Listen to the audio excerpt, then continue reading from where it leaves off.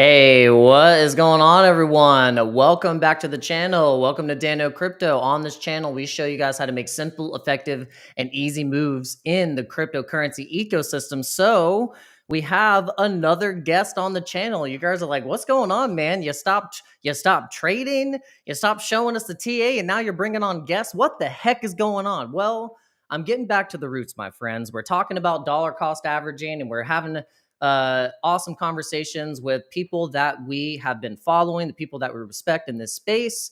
And we have a very special guest for you this evening, tonight. And he's the chief reply officer. He specializes in savage, timely comebacks that go viral, basically dunking on bearish crypto posts with custom gremlin edits, aka the Sproto Gremlins. And he is the senior redhead on crypto Twitter. And so, without further ado, everyone help me welcome Mr. Redkev. What's going on, my brother?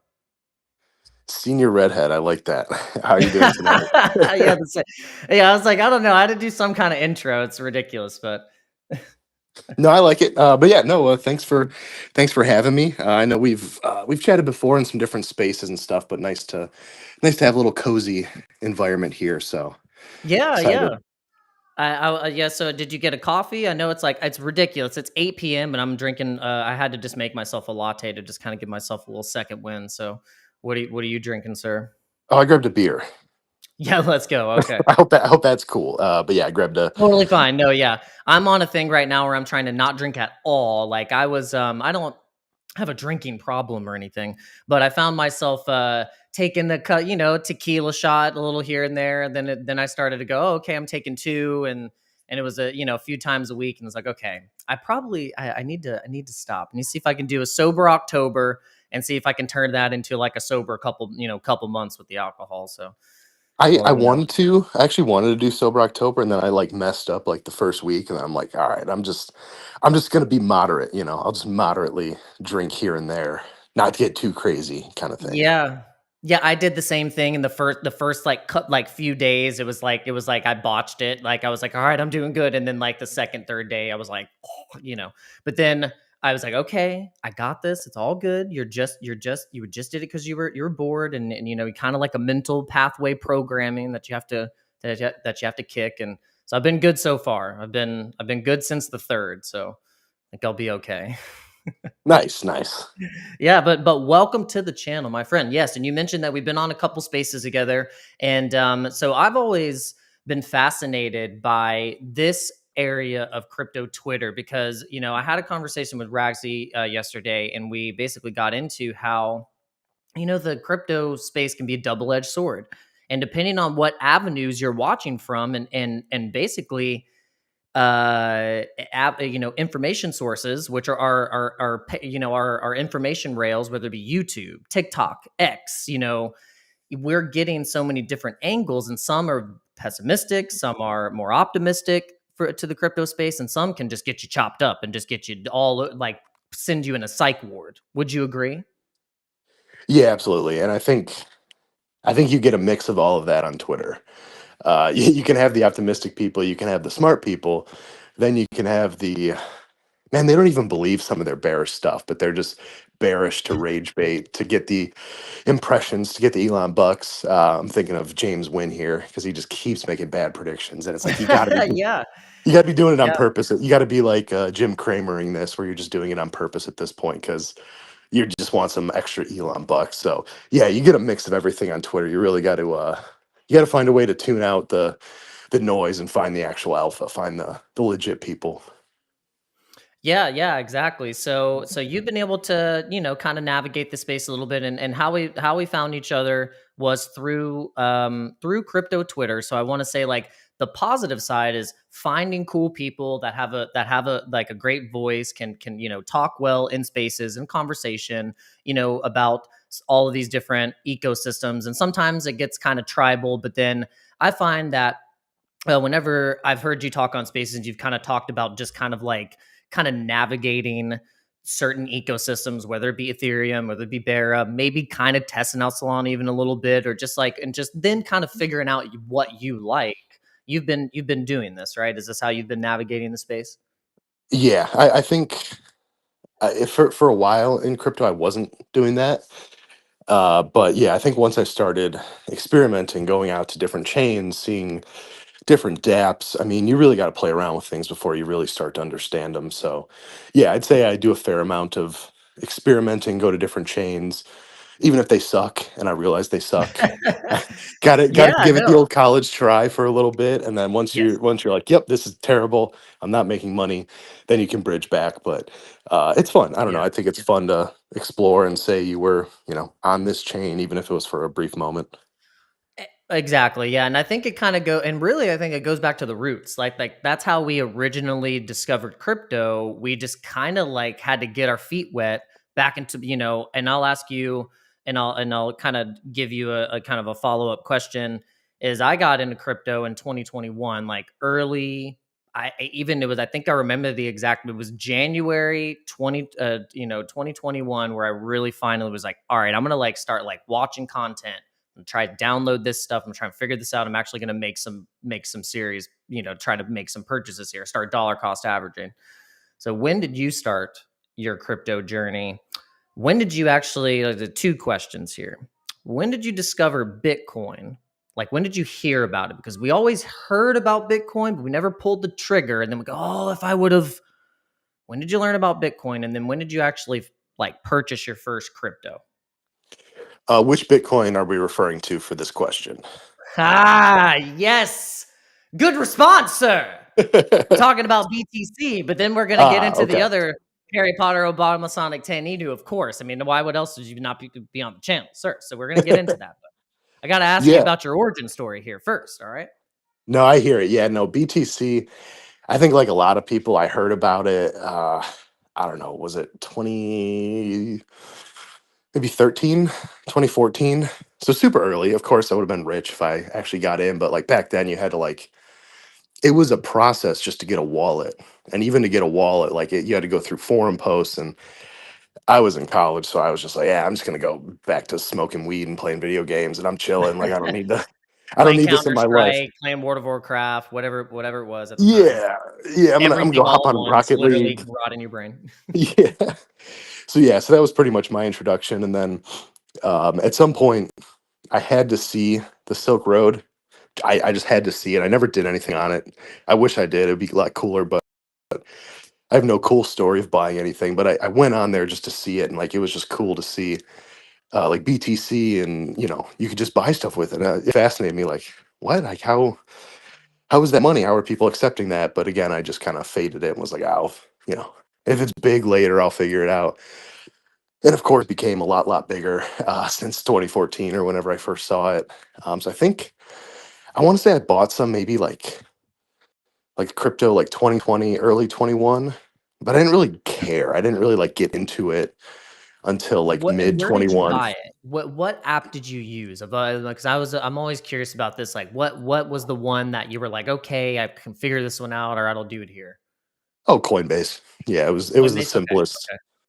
It was the simplest one. It's still I see I don't really use many like onboarding exchanges these days. So like I haven't really had to use Coinbase in a while, but I still have like whatever I bought when I first joined, I still have like some Dogecoin, some Shiba on there because Nice.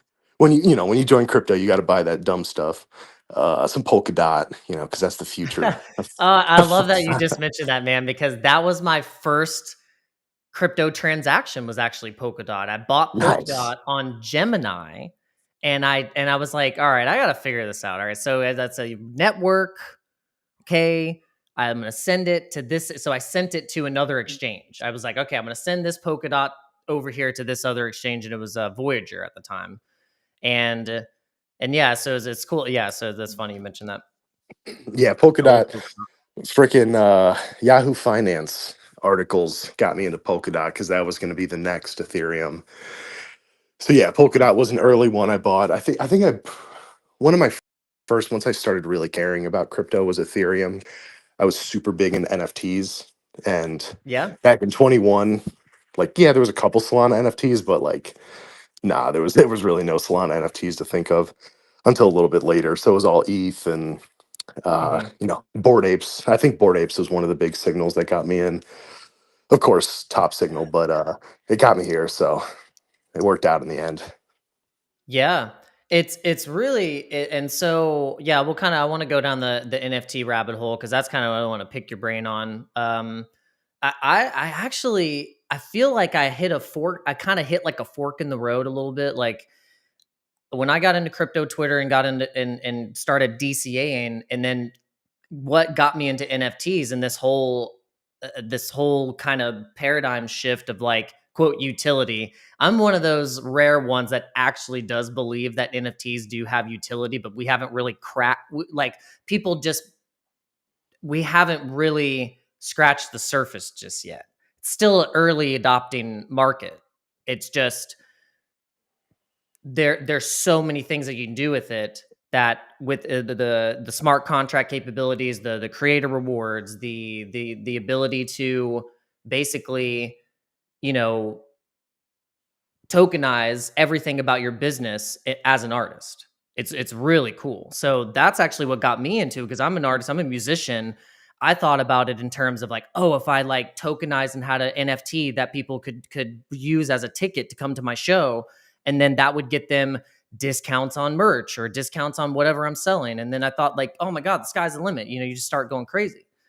And I'm with you on that. I think ticket sales is that's where NFTs could really shine, but no one's really done it truly. I think how we think it can be done, you know.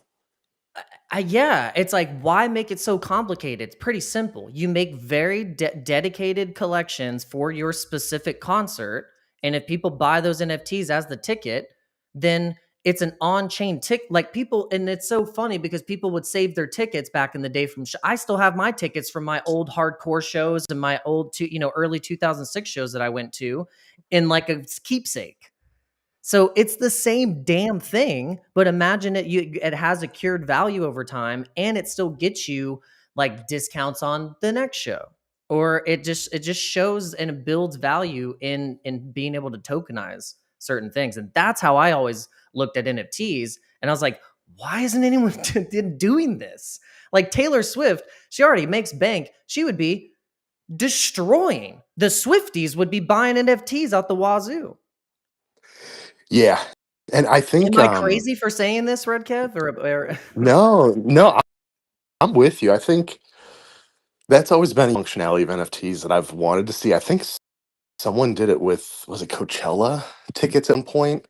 I think some NFTs did, you get free Coachella tickets for the year, and I think you had to like buy them each year kind of thing, but it was like slightly discounted. So you're paying a little bit less, but you're essentially pre-ordering.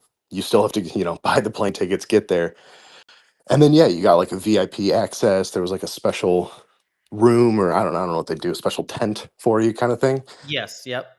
And it makes a lot of sense. And I one of my favorite, I think when I first got in and we were always doing spaces and talking about future of NFTs, I always liked the example of like house deeds as NFTs because like just the thought What? of Say that some again. The idea of what?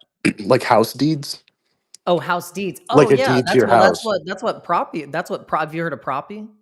No. Yeah, that's what. Oh, are they doing So that? yes. So they've actually been. This was they. I think they is 2022 maybe. I think it's so yeah. Propy. They've been deeding houses and mortgages with crypto with Bitcoin. The the funniest picture in my head is some bored ape fat fingering his fucking house deed, or his house deed, and it just Shit. gets Yeah. drained. No. Yeah, she's like, Yeah. oh no. But yeah, no, I don't know. Like it's fun to joke about that, but I mean, there's ways.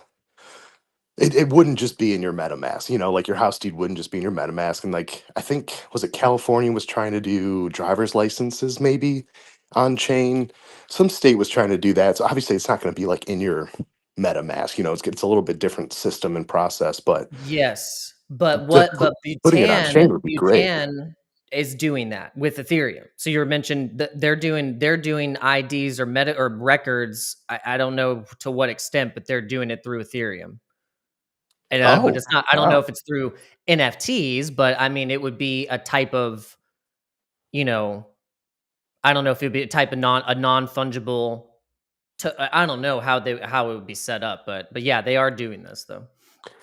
No, that's cool. And I think stuff like that is, it's not interesting to us CT people, but that's the type of thing that makes waves outside of CT and gets normies like, oh, crypto actually isn't all bad. Blockchain isn't all scams. We can actually use this in a positive way. And then they find out about our scams and our Ponzi schemes, and then they start, gambling. But we have to get them in the front door first, and getting in Yes, the front door with you have to be christened yes, in this crucible of crypto. It's very much so the process. and we can agree Trump coin and Melania coin are not good intros to crypto.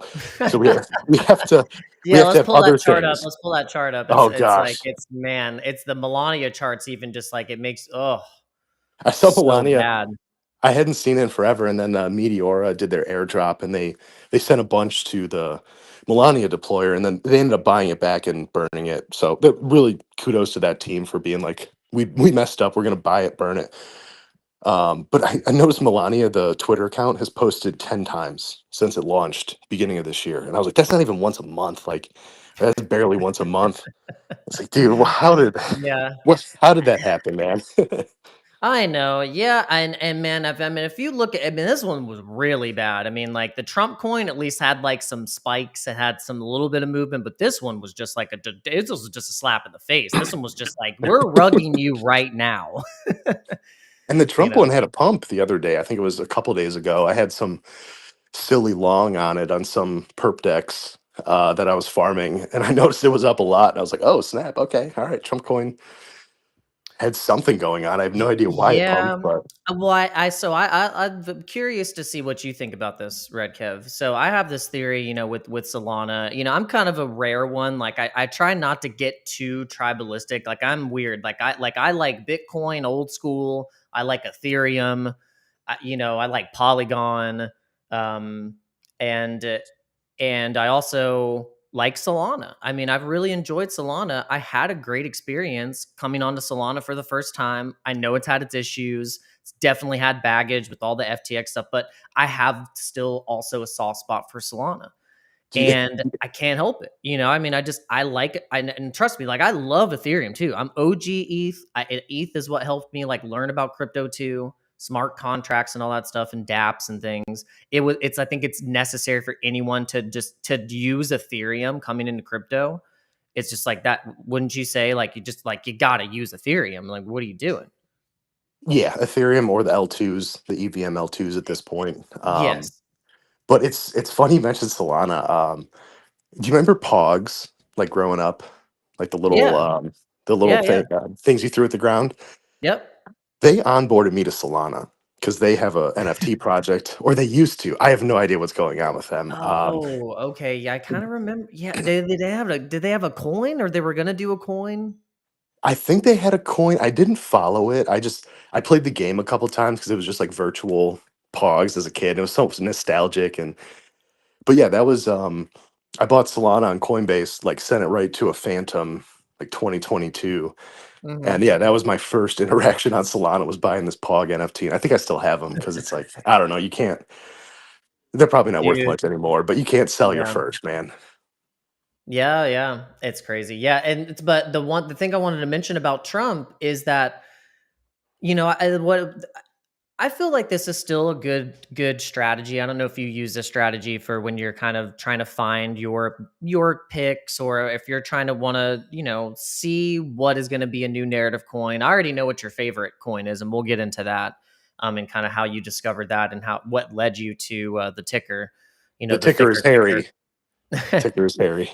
Oh God, don't say that. It's not Harry. It's so that pisses me off. No, it's like these exchanges are proving. It's almost like they're revealing themselves if they can't list Harry Potter Obama Sonic 10 Enu correctly. Um, I as kind of their like it. At first, I was like, no, the ticker is Bitcoin. But also now it's like, now we're the schizo coin, we have schizo tickers. No one else has multiple tickers. So it's like, I don't know, it's kind of on brand. And, we can, I think we've talked about this a few times, but, if you get, say you buy it on what Bybit, I think has us listed as HPOS 10I, you buy it there. You send it on chain, boom, it becomes ticker Bitcoin. And like, there's some memes we can make. It's That's mimetic. that's true. Yeah, like if you transfusion, I don't know, like some kind of alchemical transfusion. If you buy it here as Harry, it does turn into the ticker Yeah, Bitcoin. it's kind of funny. I mean, obviously, I wish it was ticker Bitcoin, but if it's not, I mean, if any coin's gonna have multiple tickers, it's gonna be It did the HJLS. ultimate So schizo coin, of course. yeah, But yeah, so I wanted to point out the fact of I always look at the liquidity. I look at the liquidity, I look at the supply, I look to see if like okay, there's probably if the bubble maps looks just ridiculous. There's a giant bubble of like someone holding like 20% of the supply, and you're like, okay, I don't know about this. And but with Trump, I'm very much interested in this liquidity here because me and Ragsy had a conversation, and she mentioned a good point about how old school OG Ethereum meme coins are the places where you and a lot of other people in a ratio can clip out 200K, 300K, 500K, whatever your profit is, and not nuke the chart while doing so. And so I'm very curious about this Trump coin with the liquidity because I think there's so much. It's the highest liquid coin right now in Solana, technically. If you're going to put it in the category of the memes, but also even just the DApps and like the major hitters. And so I'm pretty fascinated to see what can happen when this coin starts to move, and if and how that will relate to the liquidity.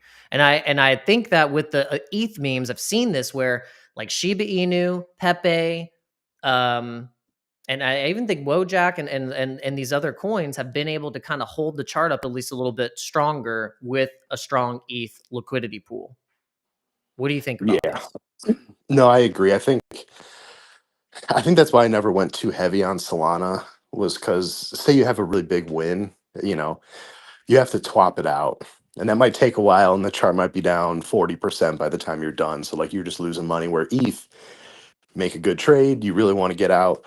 A lot of these coins you can just get out whenever you want. Or they're on exchanges, so, you don't have to deal with a lot of like the slippage and going through all the dexes and things like that. But yeah, no, I agree. I think all like the big ETH meme coins, there's like only like 4 or 5 left. All the big ones, I really just, once ETH starts moving, which I truly think it's going to go very, very high. I think the meme coins is just like the sky's the limit, and I think all of them are just going to moon. So that's the hope, right? And I think Trump, same thing with Solana. It's kind of like the Solana beta, along with like Farcoin, and I think With even is like a kind of a good Solana beta. I think once Solana, starts really going up, it's like those meme coins are just going to pump. So it's all about how much risk you want, right? At the end of the day, if you don't want a lot of risk, just buy Solana, buy Ethereum. If you're cool with a little bit more risk, buy the meme coins built on them that have good communities, and your RR will be better in the long run, in my opinion. Yeah, no, it's a very good observation. Good strategy to play on, and that's what I've been going kind of when I say I've been going back to the roots. That's kind of how I used to look at the chains. It was like it was kind of like that was the way that you would go into a chain was okay, it has a native token. You buy a good stack of the native token to where then you could then if it has smart contracts, which now the bunch of them do, and you can swap and you can do all these have all these different means and different dApps and things that also have a token. You can find the most popular meme coin that's on the chain. You can find the mid cap. You can find the thing that's undervalued, whatever you think might be undervalued. You can find the dirty red light district garbage water thing that you're just like, oh man, like this might just, who knows what's going to happen with this one. And I think that's a real like fair way to go into each chain that's popular.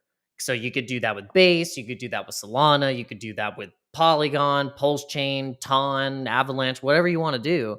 And I think the idea here is you get as much in these as you can, and know and have the idea in your head that they could go to absolute zero. Everything could go to zero, but even if half of them went to zero and the other half hit a 2x, 3x, 5x, whatever it is, it's literally going to be enough to recover the losses on the ones that went to crap, and then some. So, have you thought about it? Is that how you go into your accumulation strategy? Yeah, more or less. I think I try to if it's like a chain I think is going to do well, which like I really don't. I don't have very long term hopes for a lot of chains, so it's really just like ETH base. I think just because Coinbase is behind it, Solana, um, like I don't know. I'm not in the pump fund trenches. I'm not selling buying 10K market cap meme coins, but I like a lot of their DeFi coins seem super undervalued and like based on a On couple. which chain? I think Solana. I think people are Oh, the so DeFi on focused. Solana. Yeah, they're so focused on meme coins, and it's like we saw with Hyperliquid, we saw a huge rotation to utility not too Mhm. long ago. Was it a few months ago?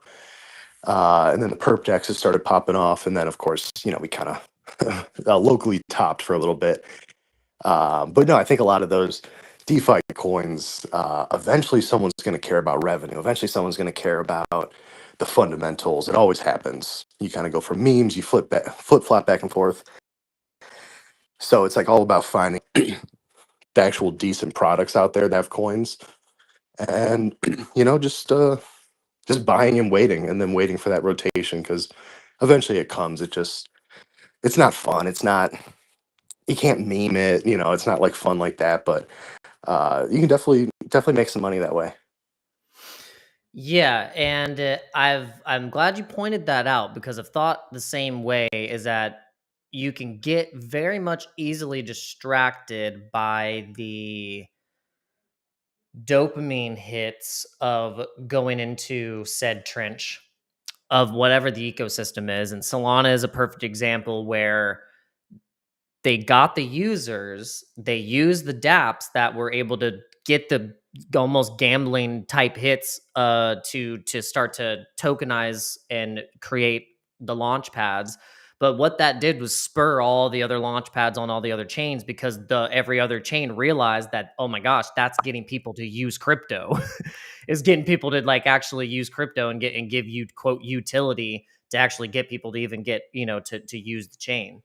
And so yeah, it's pretty fascinating. But what you pointed out is it's not just the memes, it's the actual, like, it's the dexes, it's the dApps, it's the DeFi. And I've always pointed that out with Solana. People forget that, like, the the places where all of the liquidity pools are being bonded to, those places have tokens.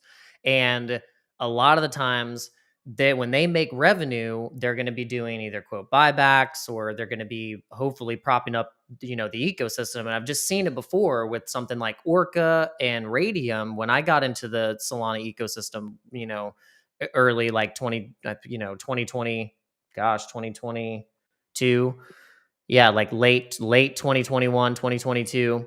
That's what I started to realize. I was like, oh, these dexes like pump hard. Like they get massive volume all of a sudden when people start to flood in. But then I've just seen those tokens go parabolic. So I've really tried to pay attention to those kind of fundamental dex tokens, whether they be on Ethereum or and also Solana. But then you can go a layer down, and if you're exploring the other chains, you can say, okay, well, what's the most popular dex that's being used? And I did equate this to Pulse Chain, where you can buy PLSX, which is like Pulse Chain's Uniswap. You know. Yeah, I mean, I think at the end of the day, it's the classic picks and shovels. Would Yeah. you rather sell the picks and the shovels, or would you rather dig in the dirt and hope you find gold? Because for me, it's like the picks and shovels are going to be more steady, more reliable income, and that's kind of what I think those more fundamental ones are. Because like I mean, I think Hyperliquid like sparked everyone to be like, yeah, you have to buy back and just burn your token or hold your token. with your revenue. Pump funds started doing that, and then pump funds started going up their tokens. So it's like you just got to find the tokens when they're down. I mean, there's like I think we're gonna see a base season just because Jesse's been more active. Yeah, I You're was trying to pull gonna that have a post up. token. Where's that post where Jesse? Yeah, here it is. Okay, I found it. I was hoping I could find it. Uh, there we go. Yeah, look at this. Yeah, It's like, yeah, let's it's tight. go. Yeah, shout out Mr. Yinksy, man. His art is so good. Yeah, I gotta get Yinks on the stream too. Like, we want to get all of the usual, you know, the suspects, the usual suspects of the egregore on the channel. Yeah, so that was dope to see. But I think like just with how they're marketing it now, and they've kind of taken a more degenerate CT approach because at first it was very corporate. And don't get me wrong, it's Yes, still it was very like, oh, let corporate. me give you $50 to Yeah, download the app. Ooh. but now he's memeing it, so it's like he's getting better. Yeah, He's getting coached. Like someone's telling him how to do things, which is great. We yeah. only learn because we learn from others, kind of thing, or you see someone doing something. So 100%. yeah, And you can't be afraid of that. And that's kind of what I've tried to do. That's why you know, I want to have conversations with people like you. I want to have people on the channel. I want to collaborate with people and just be like a sponge, because this is like the bleeding edge of culture right now, of finance, art. I mean, this is where it's at, you know? oh yeah, and it's funny because like 99% of people on CT have no idea what they're doing. They can tell you they do. They're lying to you and they're lying to themselves because there's like 1% of people that actually know what's going on and can read charts properly and all of that stuff that can Yeah. actually predict these moves. And like for me, I'm not one of them. But I play the game best I can and just Yeah. hope to walk away with more than I came in with. You know what I mean? 100%. Yeah, that's what always I'm like. I always tell myself, if I don't have more crypto or the balance more than what I came in, I'm gonna lose Yeah. it. Yeah. I remember when I joined and I was like buying NFTs and I was literally only buying Ethereum to buy worthless JPEGs, which are now literally $0. And Ugh. that was it. So I was just burning ETH and And paying the gas fees, let alone the gas fees were atrocious. It's just a nightmare. oh yeah, that was I think it was like I was buying, $150 JPEGs, paying $100 in gas. It's just like, and it was like, no, I need that one. That one has to be mine. And yeah, we saw That's how what that got worked me out. into the layer twos. I bet that's what got a lot of people into the layer twos. That was the whole whole case was like, okay, we got to scale Ethereum. The freaking fees are insane. But what's so fascinating to me now is that we've had some action on ETH, but and even almost matching what we did have in the NFT craze, but the gas fees have been they've been better. They weren't outrageous. I think the most they got up to over the past 2 years was like $5 maybe 10. But then it's usually been about a dollar or under. And I've been very surprised. I was like, "Whoa." I was like, am I the only one noticing this?" Because back when in the in the pre-bull market, in the previous bull market, it was insane. It was like, $100, $150 per transaction. There was no cheating out of the bag. I mean, it was like you're like, I can't. I don't. Yeah.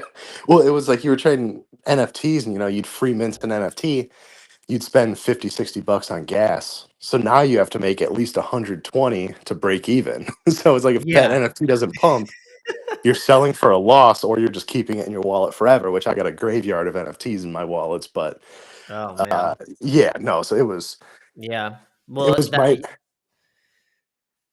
yeah, yeah. Go ahead. oh no, my favorite story when we started talking about gas. I was on a Twitter space when other side deeds were minting and the Yuga land plots, and this guy was Oh so yeah. hyped. And that was back when every NFT was going to have their own multiverse. Everyone was getting Yuga land because apparently that's where the crypto hub was going to be. Funny how that Yep. worked out. And he spent it was like an ETH. And this is when ETH was probably around today's prices, to be honest. It was like an ETH and a half just on gas, and it was a failed mint. So he just burned like 1.5 ETH, like 5, 6 grand to try to get this land and didn't get it. He was on Spaces, just went silent for like 15, 20 minutes because he just realized he just like blew a bunch of the NFT treasury trying to Oh, do this stupid idea. Oh, it's so good. So yeah, I'm glad I was broke. I'm glad I was broker back then because I would have been doing that same dumb stuff. yeah, you would have yeah, we would have just been blundering all the ETH away. Yeah. No, yeah, I was trying to get into the NFTs. I mean, I was actually going in. I was like locally, I connected with someone who was doing an NFT. I found out they were doing an NFT gallery like with the screens and all that. I came and like brought my computer and like had a whole PowerPoint presentation on what an NFT was. like Nice. I was all about it. I mean, if you guys would have saw him, you'd have been like, "Yo, Dano was like on it. He was early." and I was trying to explain the whole concept of gas. Like even the people that were doing the gallery were having trouble with it. So I was like having to explain to like they needed to be able to cover all the fees. Like, and oh my gosh, it was. But yeah, that's what It- actually got me into Polygon. I was using Polygon, and so there was like a whole Polygon meta of NFTs, and it was called the Billionaire Zombies Club. So it was kind of like a derivative play off of like the board ape yacht club, but with zombies. And there was going to be a metaverse and a video game, and there was like all these different things. I was minting their meta crystals and all this all stuff, the buzzwords. Yep. all the buzzwords, yeah, all the things. Oh, a game, we're gonna have a game, there's gonna be multiplayer, there's gonna be land, and there's Play gonna to be earn. Yeah, yeah. play You to got to earn, throw it yeah. all out and there. then it, and then it just went just flopped, just silence, just basically. But I do have some leftover lore. It's basically my Discord picture is my old billionaire zombie. My first quote major NFT purchase. Nice. Yeah. No, I feel like if you're into NFTs, you always remember your first like mint. And yeah, no, mine was called Bald Dudes. Really good, really solid NFT project. It was a free Brian mint because Armstrong should know about this one. he should. Yeah, honestly, it was way ahead of its time, and I had never minted. And I was like, man, I really want to mint. So my friend sent me this as a joke. He's like, hey, it's a free mint, just pay gas. Which again, it was like $60 or whatever. But I minted just to see what it felt like and what it looked like, and because I'm like a hands-on learner. And then for some reason, we got so obsessed with these stupid bald dudes. Uh, we minted it to, I think it was like 200, and then the images just turned off. So like they had planned to rug it from the beginning, and then they turned on free mint and walked away. But at like 200 out of like 1,000, they just rugged it because there's no more pictures after that. So me me and a couple friends have quite the supply, and I don't think there's any listed. So like we could list it, and we could have like Ridiculous. a hundred ETH floor Ridiculous. price as a joke. But Yeah, I yeah, know. Yeah, that's and that's always the hope is like you just one NFT whale from the OG like Genesis days of NFTs like comes in and says, "Oh, I'll be charitable. I'll make this person's day," and you're just like the 100 ETH sale.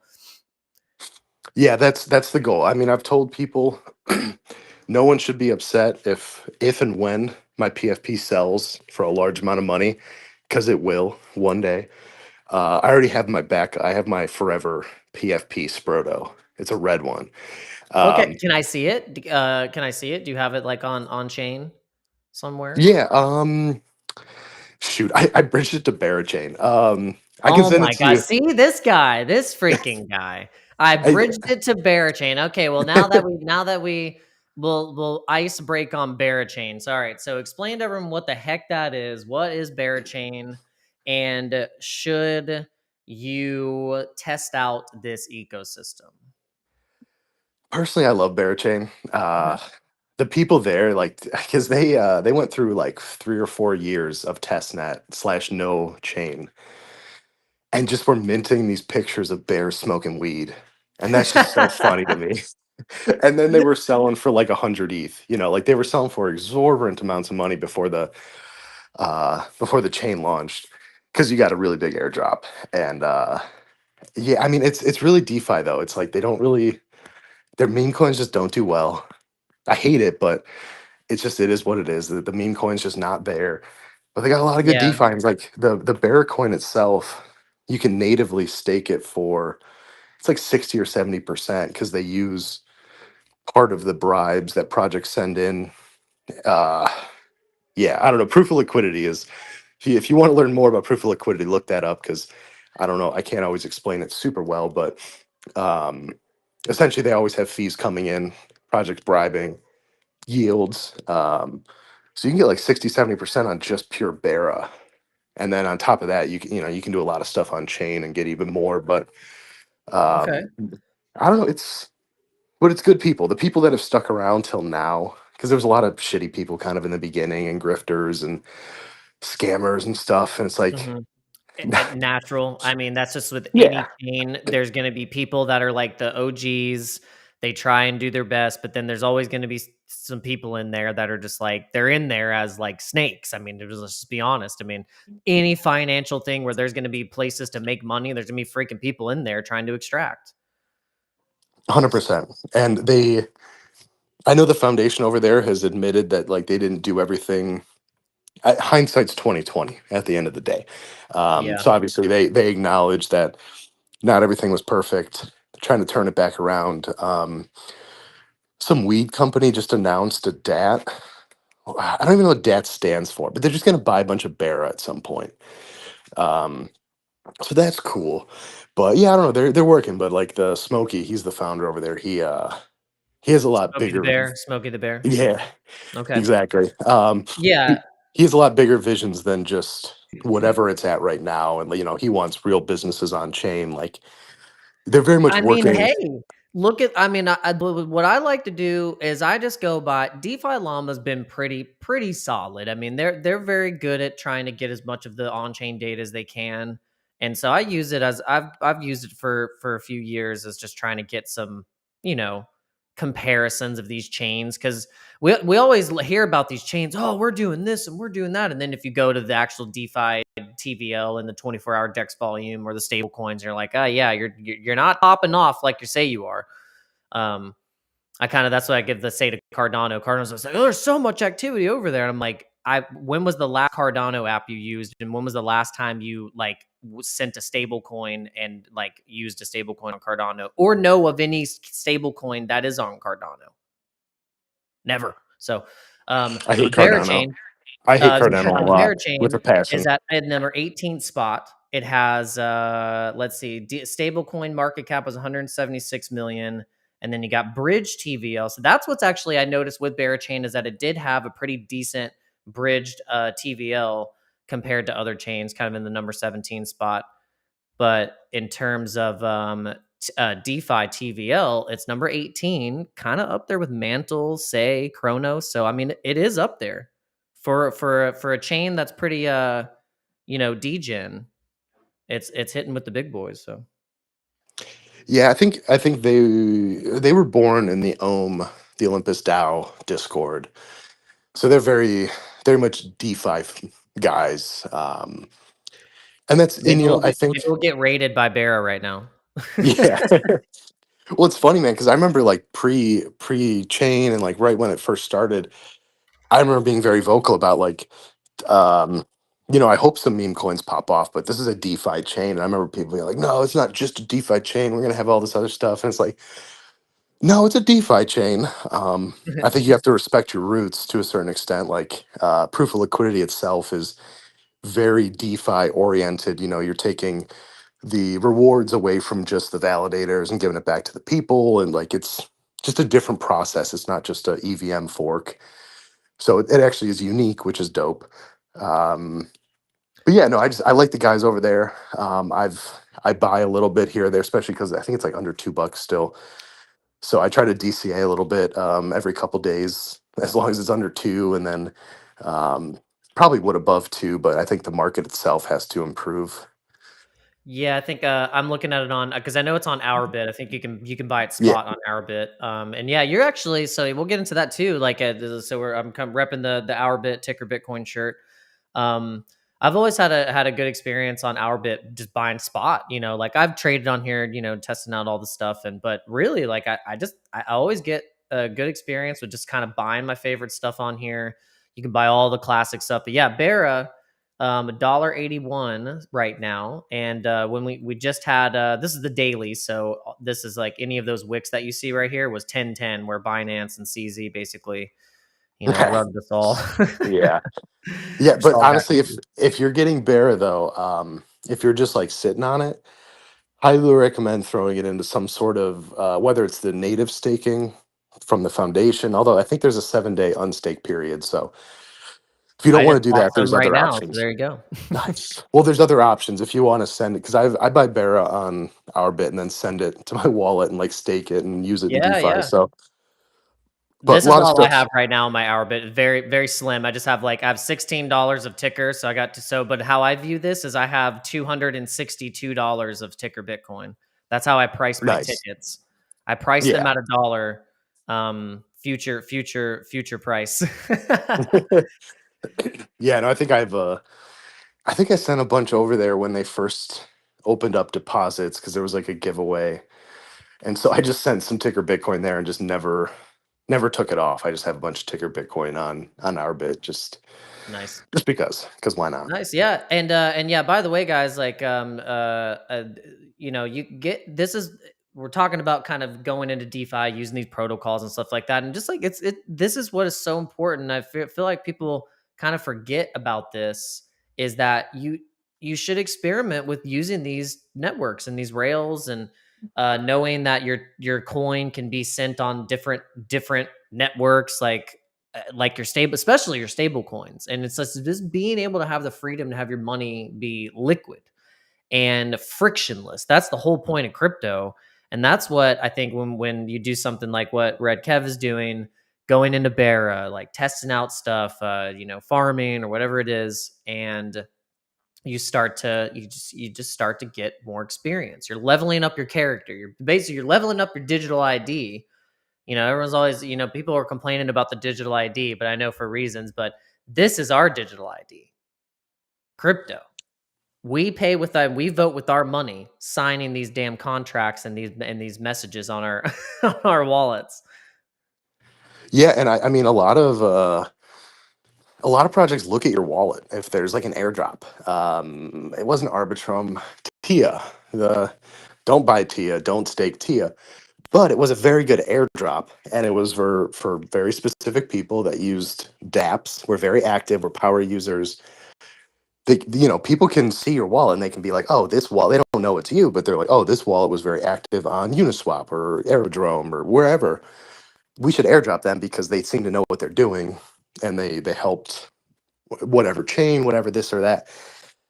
So your wallet kind of follows you. So I know we always like to cleanliness, switch wallets, things like that. Try to have a farming wallet. Just have a deep history on as many Yeah. chains as possible. Yeah. I have done probably something where I don't know if it's good or not, but I have kind of stayed pretty true to my original Ethereum EVM wallet. So I mean, if it, and it's not like it's hard to find. I mean, geez, it's like if you type in my name, I mean, I am fully doxxed. I mean, if you're coming after me, good luck. But um I've kind of just I have this thought process of, okay, I hopefully will get massively rewarded by what I'm going to segue into is this MetaMask controversy. What do you think Oh about boy. MetaMask and how they are handling this particular uh farming episode of season 1? Honestly, I didn't even look at it because I was gonna be disappointed if I opened it up. I I switched to Rabby a long time ago. Oh, it has all the DeFi protocols on it. It's beautiful because it has okay. DBank linked to it. So if you have something on Uniswap, boom, it's going to show you what you have on Uniswap in your wallet. You don't have to go to Uniswap like you do with MetaMask, but that's besides the point. Dang. Um, Yeah, yeah. I the first time I bought Ticker Bitcoin was through MetaMask because I didn't know how to use Uniswap. So like I've used MetaMask quite a bit. I was paying those fees back then. I better get rewarded. I don't want to do these new things. I don't want to have to swap again on MetaMask because it's painful. Yeah. I don't. I have a few wallets still on MetaMask just because I don't want to bring them to Rabby and less less vectors. But I've just moved most of my stuff just over to Rabby and not really looking back. I just don't use MetaMask, and I have. So again, I hope I get rewarded for it, but I think they're just milking it, and it's like, dude, how much money have they made? Like, it's astonishing. That was like the first wallet everyone had, and it's like they've just it's Yeah. like the iPhone, where like Androids always update and have cool features first, and then iPhone comes later and does it. MetaMask is like iPhone, and I feel like Rabby is like Android, even though I don't like Androids, but I think you know where I'm getting at with that, where it's like Yeah. Android innovates, iPhone follows, and that's kind of what MetaMask is doing, in my opinion. Okay, yeah. Yeah, I had definitely some opinions about it because I have kind of almost exclusively used MetaMask for DCAing into certain networks, and I've used Phantom, I've used Trust Wallet, I've used these exchanges versions of their DeFi wallets, and I just always kind of had this in the back of my mind. I was like, I wonder if MetaMask would ever launch a token and would they airdrop me for using their crappy wallet?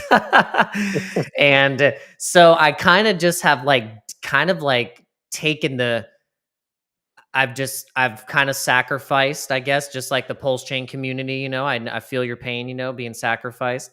But I'm hoping that going through this pain, we do get a true airdrop. And so what I've been following, I follow this other account that actually works for MetaMask for the privacy section of MetaMask is Michael.eth. And I don't know if you follow this particular account, Yeah. but Oh, he I know says Michael. Yeah. that do what? No, I know him. Yeah, I did a space with him a long, long time ago about Okay. security before he was even at MetaMask. But yeah, no, he knows what he's talking about. He's a very, very knowledgeable.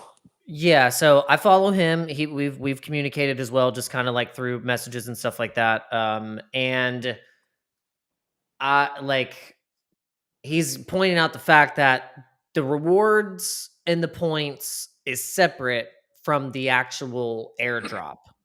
He said he wanted to make that kind of clear that because everyone was automatically going, oh my God, they're not doing the airdrop. They're just doing points and we're not going to get the airdrop. But the points and the rewards are completely separate from the actual mask token airdrop. So, Yeah, I think I saw it was Linea. Was like the reward token. Like they have a bunch of Linea because that's consensus, which is MetaMask as well. mhm. So I met someone from MetaMask at ETH Denver, and that was back when they had just announced their cards, the MetaMask cards. Yep. And I was talking to her, and she was super nice and everything. And then she's like, "Yeah, the MetaMask card." I was like, "Oh, cool. What chains is it going to be on?" And she's just like, "Linea." And I was like, "God damn it! You're All like, right." Linnea? You mean that chain that was in my wallet I never used for years? Oh, that one. Oh, okay. Oh, it's so much more painful, brother. I did use it. I did farm it, and I did not get enough money for it. So it has even more of a stain in my mind than Yeah, if Tara. I Yeah, had I never checked to used see if it. I could get an airdrop, and I wasn't even eligible for it. I did I did a lot, and that was back before they had that upgrade to Ethereum where L2 gas fees went down. So I was farming it before the L2 gas fees went down. So it was actually like $1, $2 a transaction. Now it's like, 10 cents, 20 cents, whatever it is. Yeah. Back then it was pretty expensive. So like I was doing it back then. And like I think I just got my fees back, maybe a little bit more. So all that time basically wasted. So yeah, if How you're farming you something, don't mind me asking, how much did you even get of by farming and doing that? Like, how much did you get so we can kind of compare it if we're gonna get duped on the MetaMask airdrop? I think it was like maybe 700 or 800 bucks. So nothing Okay. big, you know. It was a Um, well, something. it's not bad, but I think I forget what the fee. I remember looking at the fees and just closing the website because I was so mad at how much I had spent. Maybe it was like half of that actually, because it wasn't like terrible ROI, but also it was like years of just Yeah, yeah. doing transactions, and it's like if I had just done these special other things, like some people got like 5 grand. So it's like if I had Oh, just done a little bit more, yeah. If clicked you would have specific just buttons. believed a little bit more, Yeah. Redkev, you would have been rewarded. Well, that's how Just like believe. ZK Sync. ZK Sync was like that too, where it's like, oh, it was supposed to be the next big chain, and airdrop wasn't very good. And then they had like this farming campaign where, if you LP'd, you got a bunch of ZK tokens, and it was just, yeah, I don't know. It's something to do if you're bored and you don't want to just gamble on meme coins. It's a way to make some money, but Yeah, let's get into that because what you just said is very important. You got bored. When you yeah. get bored, you start doing all this stupid crap, trying to farm, and all of a sudden, everything that you would have been doubling down on DCAing into is running, and you're like, oh, I wonder if my airdrop's gonna get no. So, but that's kind of what I've been talking about, and what I think I'm curious of how if you've hey maybe when you've had this breakthrough, or if you've had this breakthrough in your crypto journey, when did you finally start to go, okay, I gotta stop moving around so much, and I gotta just believe in something. Oh, yeah, that's actually an easy one because um, once NFTs basically died, it was like 2022. I was pretty lost, so I was just I don't know, messing around on Twitter, hanging with bear markets are the best place to meet people. By the way, I love saying this because if you can stick it out through the bear, you're gonna have fun in the bull with these people. So, Hmm. but I met a lot of really cool people in the bear market, and we started doing the meme coins right around Pepe. Obviously, Pepe Yeah, yeah. kickstarted meme coins. Started So it all. so we got into meme coins, and we're in group chats and we're talking about them, and then someone sends me the HPOS website. This is like day two, and they just send me the website, and they're just like, "Don't think, just look." It's like, all right, and I go to the website. Yep, there it is. And actually, it was funny because that's actually an updated website, so it looked a little bit different, but pretty Of much the course, yep. exact It same. actually I remember the old one because it had the devs at the bottom, Yeah, and yes. and there was like different memes. I think one of my memes finally made it on the updated website. Thank you very much.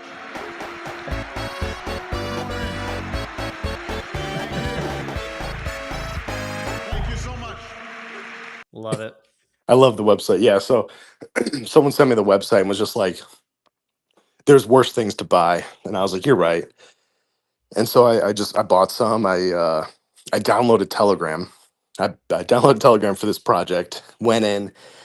Everyone was rating 4chan, and I was like, I'm not doing that. I'll hit Twitter with you guys. Like make Twitter accounts, and so I was like just trying to get everyone on Twitter, like really early because they were very 4chan heavy with the marketing, and then yeah, I think around that time it was just like this is too funny, and it's too much fun, and you met a lot of really good people in the beginning, in the middle, lately. Like there's always really cool people coming into the project. So yeah, I think Ticker Bitcoin really, and Sprotos, of course, like being able to help with Sprotos and all of that really just was like, yeah, this is a focus. I mean, I think, I haven't sold Ticker Bitcoin. I mean, I buy some every now and then, but it's just kind of, yeah, it's like, I'm just going Are to you a hold this. perpetual top buyer like me? Like I always, I've DCA'd, but I think my average cost now is like maybe like 10 cents or something like that. But I that's a bought good average most, cost basis though, 10 cents. yeah, I bought most of my bag after the first run up. We hit like 9 or 10 million, and Mhm. then we cratered down to like 600K. And that's when I doubled down the hardest. So like that's when I bought most of my tokens, was really cheap. But I have brought up my DCA just because I'll buy. Um, I don't know where it's at now. I don't really check the price to be honest, but It's a it's in couple. the trash water zone. Yeah, It's in the one where it's in the dumpster right here. it's in the buy zone. Yeah, yeah, Yeah. yeah. Yeah, we always draw these purple boxes and we're like, it's the buy zone. And people are like, bro, that's the death zone. That's the like, you're delusional, bro. Yep. Like, what are you talking about? And look what happens every time. But Yes. yeah, so these The these are trust me, usually bro, portion of yeah, yeah, these are usually the times around when I'll buy. Like I think uh when Morelight and Bitboy fought, like the candle afterwards, we went down to like 40 cents. So I bought some then. Anytime people are like, this coin is dead, I buy a little bit because it's like, yeah, I know you're wrong, and I'm gonna prove that you're wrong one day. yeah. Um, but yeah, I Well, mean, well, I what's just the have a decent bag at this point, so it's like I don't really buy as much as other people, but yeah, I'm just holding. It's basically off the Yeah. market at this point. Nice. Well, that's a good place to be. I am not in that place right now. I definitely feel like a psychopath, and I need to get more. Um, I feel ashamed that I don't have the amount that I would like to, but that's all. But that's all here and there. But See, I've been trying um, to get more Sprotos. yes, yeah. I've So been that's buying more Sprotos than Ticker Bitcoin over the past few months. I think I've gotten a couple Sprotos. So I've been trying to get more of those because I think and people are going to get it one day and they're going to be like, damn, yeah, they really figured yeah. things out real early. Yeah, so the thing that I've realized with the Sprotos and also with Ticker Bitcoin is that if you can understand how the messaging boards were in the early 2000s, going into the late 2000s, and then also going and fusioning that into Reddit community, and then mashing together all the things of what the Wall Street bets and the Dogecoin community, the meme community, the art community, this is like the perfect project. That's what kind of ran through my mind. I was like, this thing's either going to the moon or it's going to zero. It's like it's no, there's no in between. So, and when it comes to the NFTs, it's very much like pop art, Andy Warhol almost kind of style. And the fact that it was also kind of like a kind of really the lore of the Sprotos is really interesting because it really was kind of a sorry. It was kind of like a hey, we're sorry. We the launch was terrible on the coin, and so then Juicy J or whatever it was, or like in this other creator, made the Sprotos, and then it was like a free mint, and they gifted them out, and then people got like 10 free Sprotos. Right? Am I getting the Yeah. lore correct? For the most part, I mean, I don't know if it was so much a sorry as it was like, because like I was very deeply involved in like bringing them to chain, right? Like bringing them to market. And like a lot of it was just like, we had so many, like how I mentioned, like I was like kind of like on Twitter shilling, and it's like, while everyone else was on more on 4chan, it's like we had this very tight knit NFT group. Again, we all got rugged in the bear, stuck together, stayed here, stayed in the trenches, found Ticker Bitcoin, and we kept talking about an NFT project. And eventually we kind of brought it to like the actual Ticker Bitcoin team, and like Yo-Yo, shout out Yo-Yo, he did a lot of the heavy lifting, figuring all of it out to actually get it. And yeah, I mean, it was It's a bitch. It's like when you have to yeah. do. I was like, my brain was fried after just trying to do 80. Yeah, I yeah, was this like, was my brain is toast, and it was just me doing it, and I was like, I don't ever do this again. I'm gonna hire someone to do this. I think there was like 8,000 Sprotos at first too, so they like whittled them down to like the ones that they liked. But the thing is the Sprotos, the character was created in 2020, 2021, back in the BSC Bitcoin days. Juicy had like a hand drawn one. And then they made a sticker pack. So there's like this old sticker pack. And that's when us NFT guys saw it. And we're like, yo, those would be perfect NFTs. And so yeah, that's what kind of led to, they like ran the old, I think they called them like uh multi-dimensional or alternate universe something. It's a funny sticker pack, but yeah, some of them look like real sketched out. And Yeah, yeah, so that's kind of what led to these. And but yeah, they were um we had 10 free mints if you were a holder. And then it was 0.02 was the mint price, and that was back when ETH was like, I don't know, between 1 and 2,000. So it was a very, very cheap mint if you're able to mint it. And yeah, I don't know. We did some cool things to kind of get more NFT people to notice them early, which I think helped. Because luckily we didn't have too long before they kind of took off. So that was nice.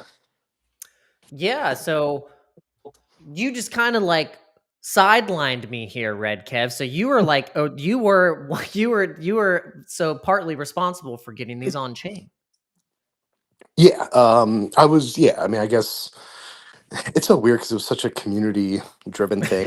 Um, Because But this like, is what yeah, I've been kind trying of. to figure out. I'm like, it's such a because there's such a like all these different characters. Okay, you got more light.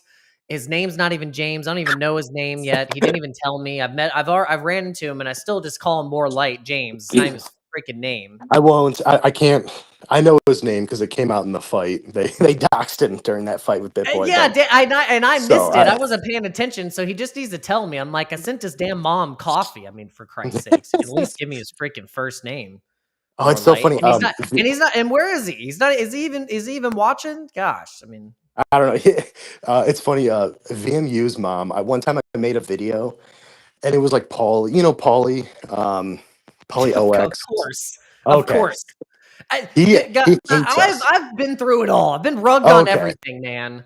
Yeah, so he hates us, but he had some video where Good. he was like, if you think that Harry Potter Obama Sonic is going anywhere, you're a retard. So I clipped that and then I like made like a bullish like edit and I posted it.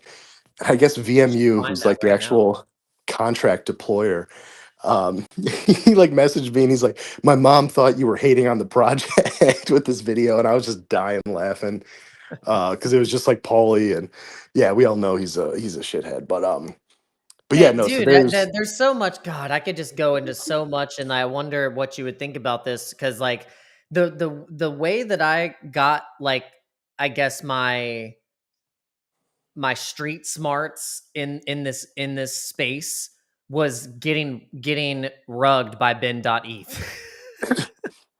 yeah, I remember this was after like his second or third pre-sale. He was still pretty popular, so his spaces were jumping. So we took over one of his spaces when he was like nodding out on whatever drugs he was doing. And it was just like we renamed the title like you just got Harry Potter Obama or Sonic Obama. It was just something really stupid. And he had no idea. And it was just a bunch of Spurtos on stage by the end of it. But yeah, Well, there was some controversy because it ended up because Ivan was trying to figure it out because the way that I discovered Ticker Bitcoin was actually through Ivan. Well, it wasn't through Ivan. I was using Ivan's DApp. You know, Morales Money. He was promoting yeah, Morales Money a yeah. lot. And so when I first was doing my first live streams, I would pull up Morales Money and go on chain and try and find the runner. I would like, okay, let's go on Solana. Let's see what's happening on AVAX or let's see what's happening on ETH. And the way at first, it was great because you could just kind of just see what was having the most volume and buyers in this metric. You could just kind of filter it out. You can query it. And so Harry Potter Obama Sonic Teninu popped up in my feed. And I was like, what the hell? I was like, what the hell is this? It was the first time because I've always seen all the, baby versions of coins, baby Inu, baby this, whatever, like all the different derivatives of certain coins. But then it's the first time I saw the actual true like schizo mashup of this. And I was laughing. And then at the same time, next day or, a few days later, I see Ivan making, he's like, well, this is this Harry Potter Obama Sonic Teninu. And he was like, just acting a fool. But then he started to cover the Ben.eth stuff and the drama on Twitter with the tokens with the Ben coin because that was popping on chain. That was also the narrative, and all of these coins were starting to be created around the Pepe launch. And then you had, and why I'm bringing this up is because very much so Paulie was all in this drama as well because they were beefing in spaces, Paulie and Ben.eth. And then we had Paulie do the the freaking pork token, which was the vampire attack on the original Pepe contract, which is the 69 Pepe, which is the one that's, the main Pepe. So I just, all through this, it was massive PvP and all this attention grabbing and farming. And I was like, this is like a movie. Like and it was like, and I realized that that it preys on your emotions, but also at the same time, you do learn a valuable lesson in it. You learn a lot from going through all of this. No, I agree. I think my biggest lesson from all of that and we had a lot of big vampire attacks on Ticker Bitcoin. It's just like you really just got to focus on what you're doing. Like you can get it's entertaining. Like the Pauly stuff used to be entertaining. I think when I first joined, I would always be in his spaces and listening, and it was something to listen to. He We were seemed like he knew bored. what he was doing, but like after a while, you're just like, damn, that guy is like really stupid. Like he's dumber than I am. Yeah. I'd rather just be on this show or just be in the Ticker Bitcoin Telegram messing around with people. You know, like that's way more fun, way better time spent in crypto is just messing around with people you like than like getting wrapped up in the drama and stuff because it can be entertaining, but Yeah. And man, it's BitBoy was very draining. much kind of that example of like he was feeding off of that attention because he knew things were blowing up around him. And he was like, well, I'm either going to like kind of just back out and be like, all right, let me deal with this with no cameras around. But instead, he was like, let me put some more gas on this fire by like live stream, like every moment, You've seen that video, right, of him going to that guy's house for his Lambo? Oh, I watched it. Oh, are you really asking me that question? Some people haven't. I talked to someone recently that hadn't seen the video. Dude, I was okay. So so where I kind of was with my approach coming into crypto was like I'm going to collaborate with the biggest accounts out there. That was what I always told myself. I said I don't care how small I am. I don't care if I don't sound like I know what I'm talking about. I'm going to fake it till I freaking make it. That's how you have to do some things in this world because you just won't try stuff because you'll think you have to start when you know. No, you just got to go and do it. So I was like, I'm gonna go to BitLab Academy or Hit Lab or Hit Network. I'm gonna go to all of these different people and try and collaborate with them and just kind of, or also try to figure them out, feel them out because I was always like BitBoy was like he was I always kept him at a distance. I'm like, I respected him. He was one of the people that I used to watch a lot. But also at the same time, I was like, I got to figure this dude out because he's all over the place. Like kind of almost, very much like an Alex Jones type, type personality, but in crypto. So I went to go and set up all during this Bitcoin stuff. And after the fact of the handshake of BitBoy passing over the rights of Bitcoin to BitBoy. After the fact, I was like, okay, I'm going to see what I'm going to figure this dude out. I messaged BitBoy and we ended up setting up for me to meet him and have a meeting to talk about maybe how I could collaborate with them in some way. And I set up this meeting to go to Georgia and, do and basically try and collaborate with the team in some type of way. And I got in there right before all of that stuff was like coming to a head.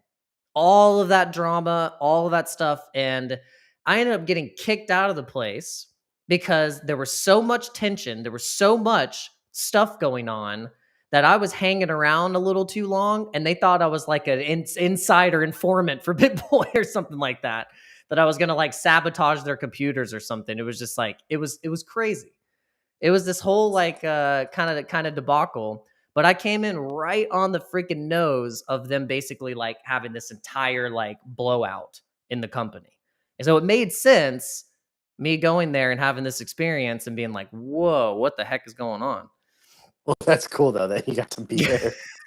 Oh yeah, because I'll never remember or I'll never forget when that video came out and then like people were dissecting the stream and like the next day someone posted the funniest video and it was him on the ring doorbell, ringing the door, and then standing there And for a running second away. and running away, and then he's like, the Yes. guy wouldn't even come outside. It's like he ran away. And Yeah, it's I like, know the whole like I'm not scared of you, Carlos. No, I mean there's so many yeah. lines, but why I'm pointing this out is that like I think it's necessary to sometimes you especially in this space like you hear people through the screen, you see people, you hear you watch their content for years and then you get an actual chance to meet these people in person at an event or a crypto event or even just kind of what we're doing right now. Like if we were like hanging out at a bar or something, we would be just like, cracking a beer, and just like chilling like bros. But I feel like you really do sometimes have to like energetically kind of like read the room of it, especially in business, if you want to collaborate or work with these people. And you got to experience it directly, like directly. And I'm the type of person where I'm going to have a direct experience. So like I was like, all these people have this assumption or they're whatever about BitBoy. Have they met him? Have they tried to work with him? Maybe. No, I don't know. But I'm gonna go figure it out, and I'm gonna figure out for myself. And so that's kind of how I went with that approach, and I found out, you know. Yeah, it was funny watching all that go down because I remember his girlfriend, the one that was in the truck that he wouldn't admit to at first to the cops. I remember like knowing her for years. You know, we would do spaces, like we kind of had the same group of friends a while back. The Cassie, So like, the Cassie, yeah, so like I had met her, I had talked to her on spaces all the time, and then all of a sudden she's in the middle of this BitBoy thing. I'm like, oh god, what the Well, heck is she was going the on? dude. I know too much. I wish I didn't know this much, but like she was the reason of getting them the big stake deal. She was the facilitator for the big like $1 million stake deal for the network. And so, you know, she got a nice little chunk, I'm sure, from making the deal, but that was just kind of how her and BitBoy probably got, you know, involved to begin with. She was kind of around, and you know, I'd imagine, and he was going through his own unraveling, so it's, you know, it makes sense, but it just like I think, oh man, I could talk about this probably for hours. It's ridiculous. But I Yeah, think it's BitBoy really kind of got the demons. You know, he let the demons take over, and it just kind of shows that if you like kind of turn away from God, and you basically just like you just open yourselves up to these energies, especially if you're already volatile yourself, like you're taking steroids, which already kind of makes you volatile. And then if you're combining stuff and your ego is already kind of being exacerbated from what type of industry you're in, that's a disaster. That's like a very bad recipe of things. And so oh yeah, yeah, and it just he caught went up off to the deep BitBoy. I end. think it just caught up with them. And then not to mention all of that happened at the same time. It was just like he could have had a redemption arc. It was almost like it was just sad to watch, I guess, too, at the same time. It's like people were saying all this stuff, saying all these things about like tearing him apart, and I get it. But then I see him now, and he's like, it's like one flew over the cuckoo's nest. Like they freaking damn shock therapied him or something. I don't know what the hell happened. But it's like it's sad. And I mean, it at least makes me feel sad because I've been trying to pray. I was like, if I hear people say all this stuff, and then I'm like, okay, let me just like try and pray for them, because man, I mean, you think about everything just getting to rock bottom and everything getting taken away from you, but then also it's kind of your own fault. Yeesh. Yeah, it was unfortunate. I mean, obviously towards the end, especially when he was going off on Twitter. I think the point for me where I was like, all right, bro, like you're really stepping over lines. He was like threatening judges, and it's like, all right, dude, like what do you hope to gain from this? Like what are you on that made it think like, yeah, let me do that? And he's like, I mean, he was just going off, and then he had that big manifest stream, and Oh, the he kept yeah, the walking manifesto. Yeah. he would walk away every 15 minutes into another room, and then he'd come back, and it's like, dude, I know what you're doing. Like we all know what you're doing. Like you have a drug problem. Please get help. Like Yeah. people, like as much as like we might not like you or some of the things you've done in the past, like you're still a part of CT. Like I don't want any harm to come to you. I want you to see you get help because you are a big part of CT, and especially the history of CT. And he's been around for a long time. And Yeah. so yeah, I don't know. I haven't really kept up with what he's doing now, but that was like the last I saw of him, and I think he went to jail, and then he's out now. So hopefully Yeah, he's doing better. he's streaming again. He is making content. I feel like he's, you know, I can see it. He's having a hard time. Like I feel like you know, he's doing his best. Like I mean, I can't talk, you know. I've literally, I mean, if you guys have watched my stream long enough, just a couple months ago, I was thinking about quitting. I looked like a damn mess. I was on here crying. I was like with all the stuff that was happening over and over and over again, I mean, I think I might have just been crying that we didn't have alt season yet, you know. Like it's alt season, it's not here. It's It's coming. like It's no, coming. I Yeah, know. man. I love one of my favorite things lately has been just quote tweeting James Wynn because he's just so wrong about everything that I just love quote tweeting him and just like saying the exact opposite. And I'm always right when I quote tweet him. That's my favorite Don't get me part. started on James Wynn, bro. Oh my god. It's so fun. And it's like, dude, it's just he's such an industry plant, and like people are tracking his wallets, and it's like again, you can start with Ridiculous. the small, you can have the He, biggest portfolio. It doesn't matter, but like he claims to have such a big portfolio. And it's like, dude, you lost it. Like, what do you don't have that portfolio anymore, dog. You lost it he all. reminded me of Ben.eth. The Yeah. exact way he came on the timeline out of nowhere and gets all this engagement and push and repost and all this stuff. I'm like, where did this guy come from? I didn't want to see him on my timeline, but oh, guess what I did? Guess how that Yeah. X algorithm works? It's freaking crazy. And It's so he funny. arrives on my timeline, does all the posts, does the perfect setup to get people watching him because of the quote liquidation. Oh, the market's after me. The market's after me. Blah, blah, blah, blah, blah. And building up this engagement farming. And then what does he do?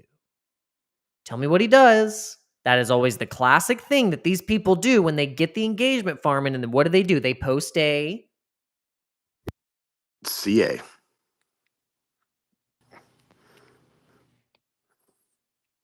Wait, can you hear me? okay, no, they Oh, post a donation address. oh, the donation. So yeah, okay, yeah. Sorry, I muted my mic. I was like smacking my microphone. I was like, Okay. no, I but know. I thought I said CA, and you were like offended. Like, no, that's not the right no, answer. no, no. Well, they do that too. They'll post a contract. They'll say, "Oh, this blah blah blah," but no, they'll post a donation address after like they're trading all this money. They lost money. Oh, the markets, and then they post a donation address. Help me fight the people that are after me. I'm like, oh my god, I wanted to scream. It made me so mad, and because I have integrity and I have a reputation that I very much care about in this space. And when I lose money, I have to come here and just tell you that I got rocked. I don't ask for a handout. I don't do what BitBoy did where I was like, "Oh, blah blah blah, here's a donation address because I can't pay my credit card bills." No, I have to own up to my own shit. So, it makes me so mad that people like James Wynn, who is probably getting funded and like you said an industry plant like probably most of the people on crypto Twitter are getting these easy way outs like freaking what's his name? Damn Dave Portnoy getting a Oh, don't even get me started on refund on his Portnoy. meme extraction. I was like, "Oh my god." I was like about livid. And I know that probably makes you mad too because we're in here every single day trying to like do it the right I don't say the right way, but at least the way that this is at least ethical. I don't know, just like every other person has to do it. And then we hear these people. Oh, it makes me so mad. It Yeah, no, I frustrates me. mean James Wynn was the perfect Binance industry plant. Like he went on Hyperliquid, he did the big $1 billion, he got hunted or whatever. Market went down, he lost all his money. And then it was Aster, and then he went right to Aster. And it's like, dude, it was so obvious. And like CZ's like following him, and it's like, I don't know. It was very obvious that he is an entity of multiple people, which I think a lot of people in CT are. Um, Yeah. it's just people like pooled their money together, and it's one account, and one guy runs it. Blah blah blah. And no, yeah, James Witten, I can't stand him, but he is very Ben.eth like. I agree. I know he's not the same person because I know Ben.eth doesn't have an English accent because I remember talking to him a few times. So I know they're not the same people, but I agree with you how they came on the exact same way and just blew up. And I mean, they're surely just botting their accounts. Like that's all James Wynn did was just bought his account. But Yeah. uh, he's all over my timeline now too. So it's like, all right, every time I see a dumb take, I quote tweet it with some Well, so what stupid I video. started doing is I start blocking these people now. I was like, if I see someone that's coming up on my timeline like that, and it gives me that feeling, I immediately block them. I've also been doing this with B&B people. All the people that have been, I'm not gonna. It's sea gobbling, CZ, basically like kissing the ring on the whole B&B stuff. I'm like, I am blocking you. I am not gonna. And what's so funny is that it proves my point that I think like the X algorithm is prioritizing some of the CZ BNB nonsense, because even though I'm clicking the buttons to say not interested, I still see BNB posts. I still see the same people shilling BNB and how we need to continue building and bridging over into BNB. And I'm like, no, I don't want to. I gotta look. I had a post where it was like some stupid meme, and it was like, "Yeah, man, let's bridge over to BNB. The entire timeline is speaking Chinese. We're early." I gotta go back and see where the activity was that day versus now, because I feel You like can I share your kind of. screen. Anything you want to share, by the way. I forgot to say, yeah, if you want to share your screen, if you pull something up, like, please. Oh, I don't even know. I don't even know where to look, but I would just look for like the BNB like active users and volume, and wherever I posted that to see like, all right, did I call the top? Because like it had to be pretty close to the top when half my timeline was speaking Chinese. It's like, yeah, that's probably top of BNB, or at least Well, the activity on chain. Well, I have this theory that, the whole reason that BNB even got propped up to begin with is because of this massive extraction event that's been happening. We've had Solana and ETH and Bitcoin being wash traded by Binance through Wintermute, which holds the price down. They don't actually hold Solana themselves, so they must be doing it with customer funds. And then you got to think about it. Ethereum and Solana are a direct competition to BNB. BNB is basically just a copy chain of Ethereum. So it's like, for me, if you're buying BNB and you're supporting basically China, yeah, you want to learn Chinese, yeah. Do you want also your area to become a communist country?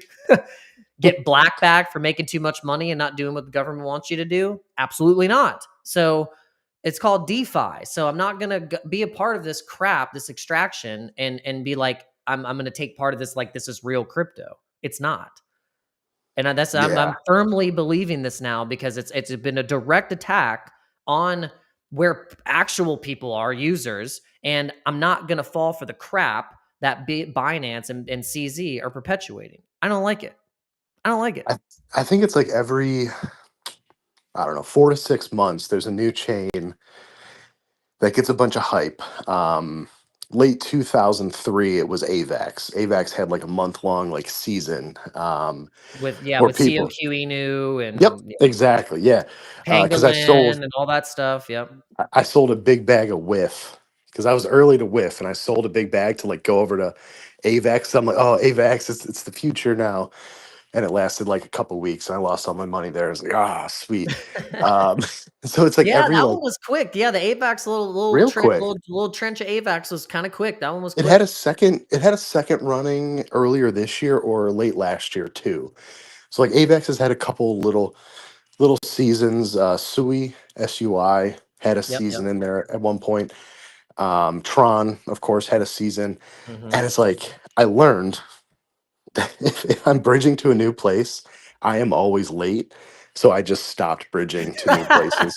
I I stick to what I know. I stick to what I like. Yep, yep. I like DeFi. I like, I've Well, been I'll on tell you base. what, brother. I'll tell you what. You wanna know what has the most asymmetric upside right now and at the absolute freaking bottom? What's that? Pulse Chain, my Oh brother in gosh. Christ. Oh gosh. Pulse chain. Yeah, Pulse chain. There was someone early in ticker Bitcoin who was is Pulse chain the hex? Yeah, yeah. So you Okay. have Hex that was on Ethereum that went up like 1,000,000%. But then obviously Richard Hardy's like, look, we're gonna do a layer one, a true layer one. That's basically a better option to Ethereum. A bunch of people did the sacrifice. They sacrificed a crap ton of ETH, and then that's kind of like the treasury. We have core coins. Hex is one of those coins that also has a liquidity pool that's wrapped with PLS. PLS is the main gas token. You got incentive, which is the farm token. PLSX is the Uniswap based with its own token. And that's kind of like the gist of the core coins of what's happening. Yeah, I there was someone really early in ticker Bitcoin. I think his name was Hexakin, like Mexican but an H, Hexakin. Oh, Um, Hexagon. Yeah, yeah. yeah, oh, I yeah, think because he I think I follow him.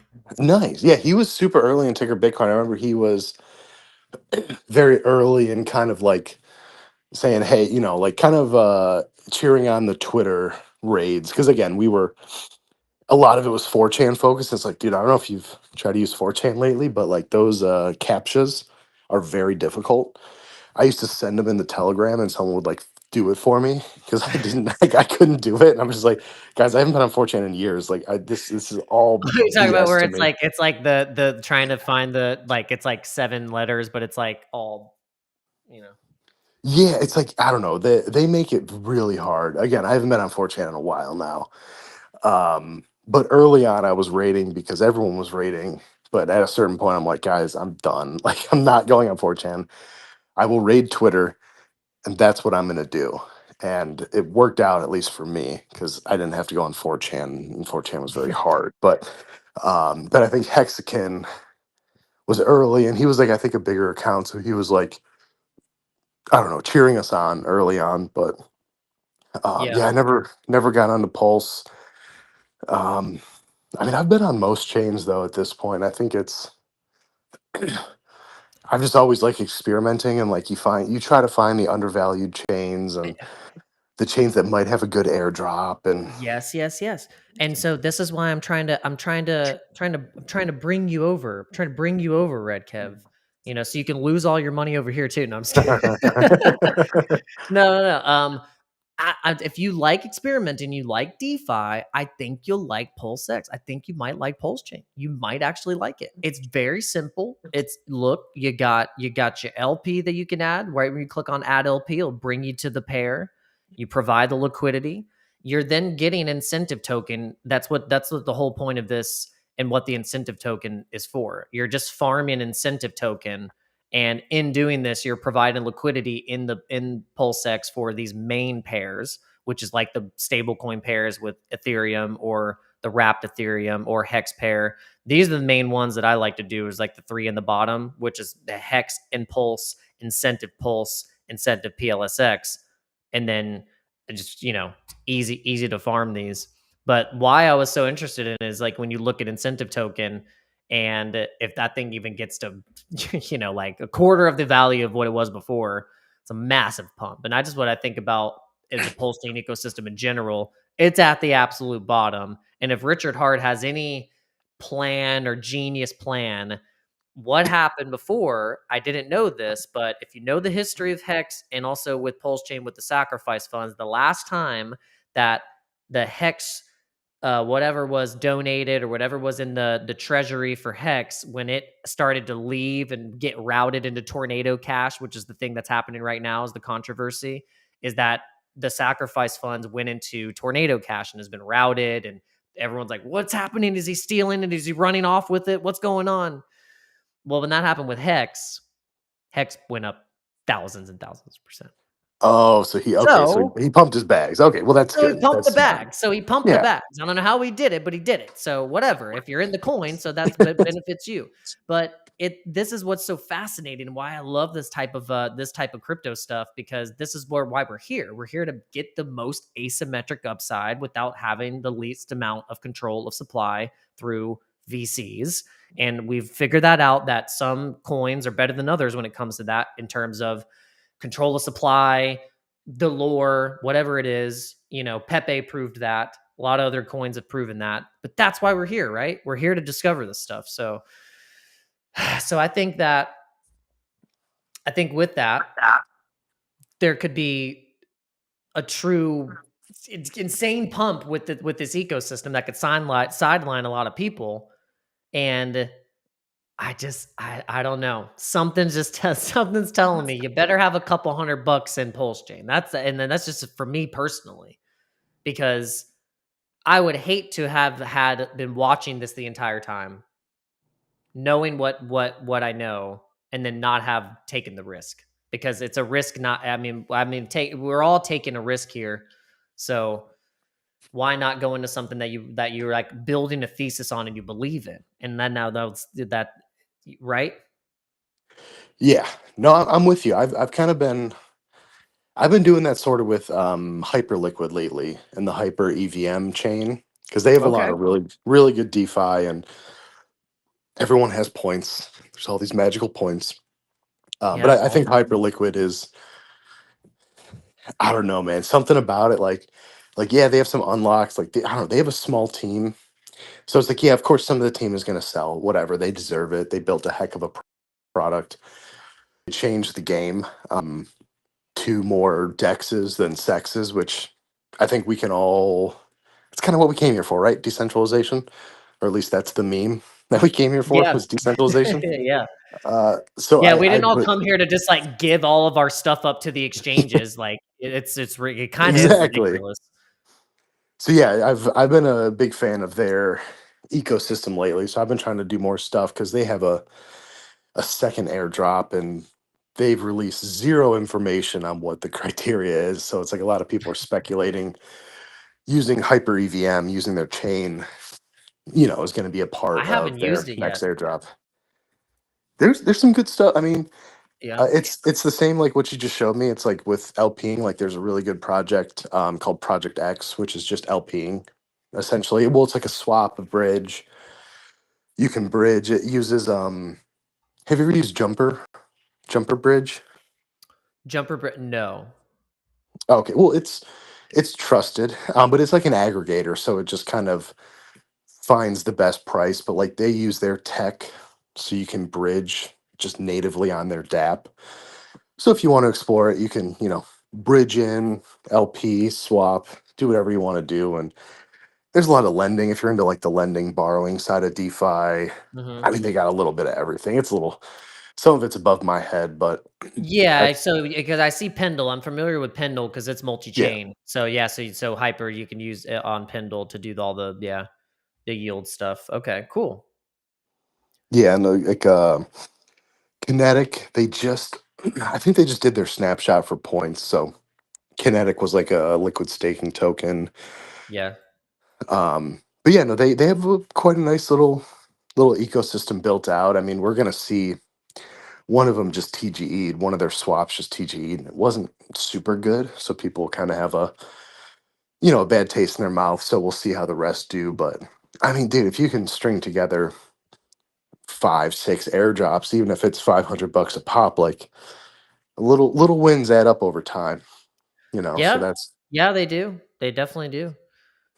Um, yeah, and I notice I'm trying to pay attention also to like the stable coins, the stable coin market cap, and what chain has been getting the most stable coins minted, because we're all been say, oh, it's stable coin super cycle, and if we know that if we are going to get value minted on these chains, and then we got the trading volume combined with all of the other things that are happening on it, like what you mentioned, like AVAX, AVAX kind of has like a mixed bag of narratives happening for it. Same with Polygon. You got like Polygon and AVAX is a perfect example of chains that have institutions, watching them. They're having, funds set up, and you got NFTs, you have gaming, you have finance, DeFi, all the stuff. So um I've been trying to pay attention to that, and I'm still, that's kind of how I've been looking at it. But yeah, Hyperliquid, I've noticed, has had a lot of stable coins being minted because of the nature of its, I guess what you could do with the lending and the DeFi. So could be one of those top pick chains, you just never know. yeah. I mean, I think whenever they had their whenever CZ attacked Hyperliquid first time with Jelly by like sending it to just the absolute bottom to zero, and Hyperliquid had to like run it back and Because change they prices. listed Jelly right on Aster or Binance or something, perps, Binance, and yeah, like, and that yeah, was and they just yeah. shorted it to the freaking Yeah. ground. So that was the first time CZ tried to take out Hyperliquid. It went down to like $20 or so.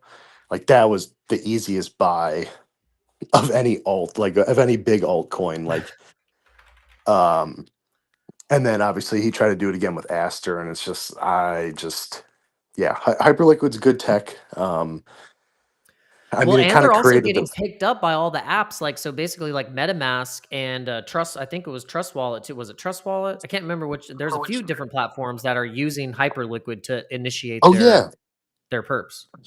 yeah. I think Ravi integrated it, Rainbow, MetaMask, yeah. Yep, So it's like all powered by Hyperliquid. they're like kind of the the fundamental perp decks, if you're trying to trade perps on chain, but like there's a lot of people on there. Yeah, there's like a second airdrop, but who knows when that's going to be, how much, blah blah blah. Yeah, So it but this opened the jelly floodgates. chart actually looks pretty good. Oh, really? It I haven't actually even doesn't look looked. too bad. I mean, it's coming back. I don't know what happened. I guess it's coming back. I wouldn't buy it. I forget No, what that I was. It know. was like some I'm just app. saying. No, it's hitting. It's actually it's coming back up to its all time high. But Oh, it's wow. hitting resistance.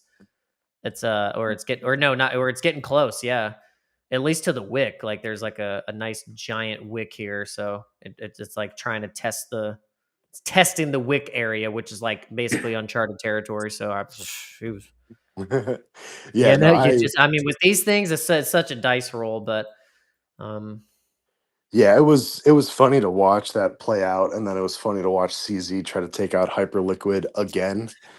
And then people, the next, I don't know, I hate saying the next Hyperliquid, but Lighter, which is kind of becoming the next Hyperliquid perp dex. Someone ran up Hyperliquid token on their platform up to like 90 some bucks. So if you went on later, was it yesterday? It went up to like $96, which keep in mind, Hyperliquid, the hype token is like 47, 48 bucks. So it like doubled on lighter. And people like said it was like an attack on lighter kind of thing. And lighter just like got rid of the candle from their chart, which we can all have a different opinion about it. I have points, so I like lighter. I'm not going to judge. I think you're going to see more of these big players attacking these perp dexes that are kind of like competitors. Because at the end of the yes. day, they're competitors to centralized exchanges. And if you're just a big centralized exchange, you're worried about perp dexes. Um, if you have your little niche as a centralized exchange, you're good, you're cooling, you're chilling. But if you're like Binance and you're like, we're trying to get everyone to trade crypto on our platform and these perp dexes are taking over, you're scared. So like, I don't know. I think they're kind of going after a lot of perp dexes, and obviously you have Yeah. Aster, which is the worst perp dex you'll ever use by far. It's funny to play out. I like this. I like us going back to dexes rather than centralized exchanges more. It feels more crypto. It feels more cypherpunk Yeah. esque.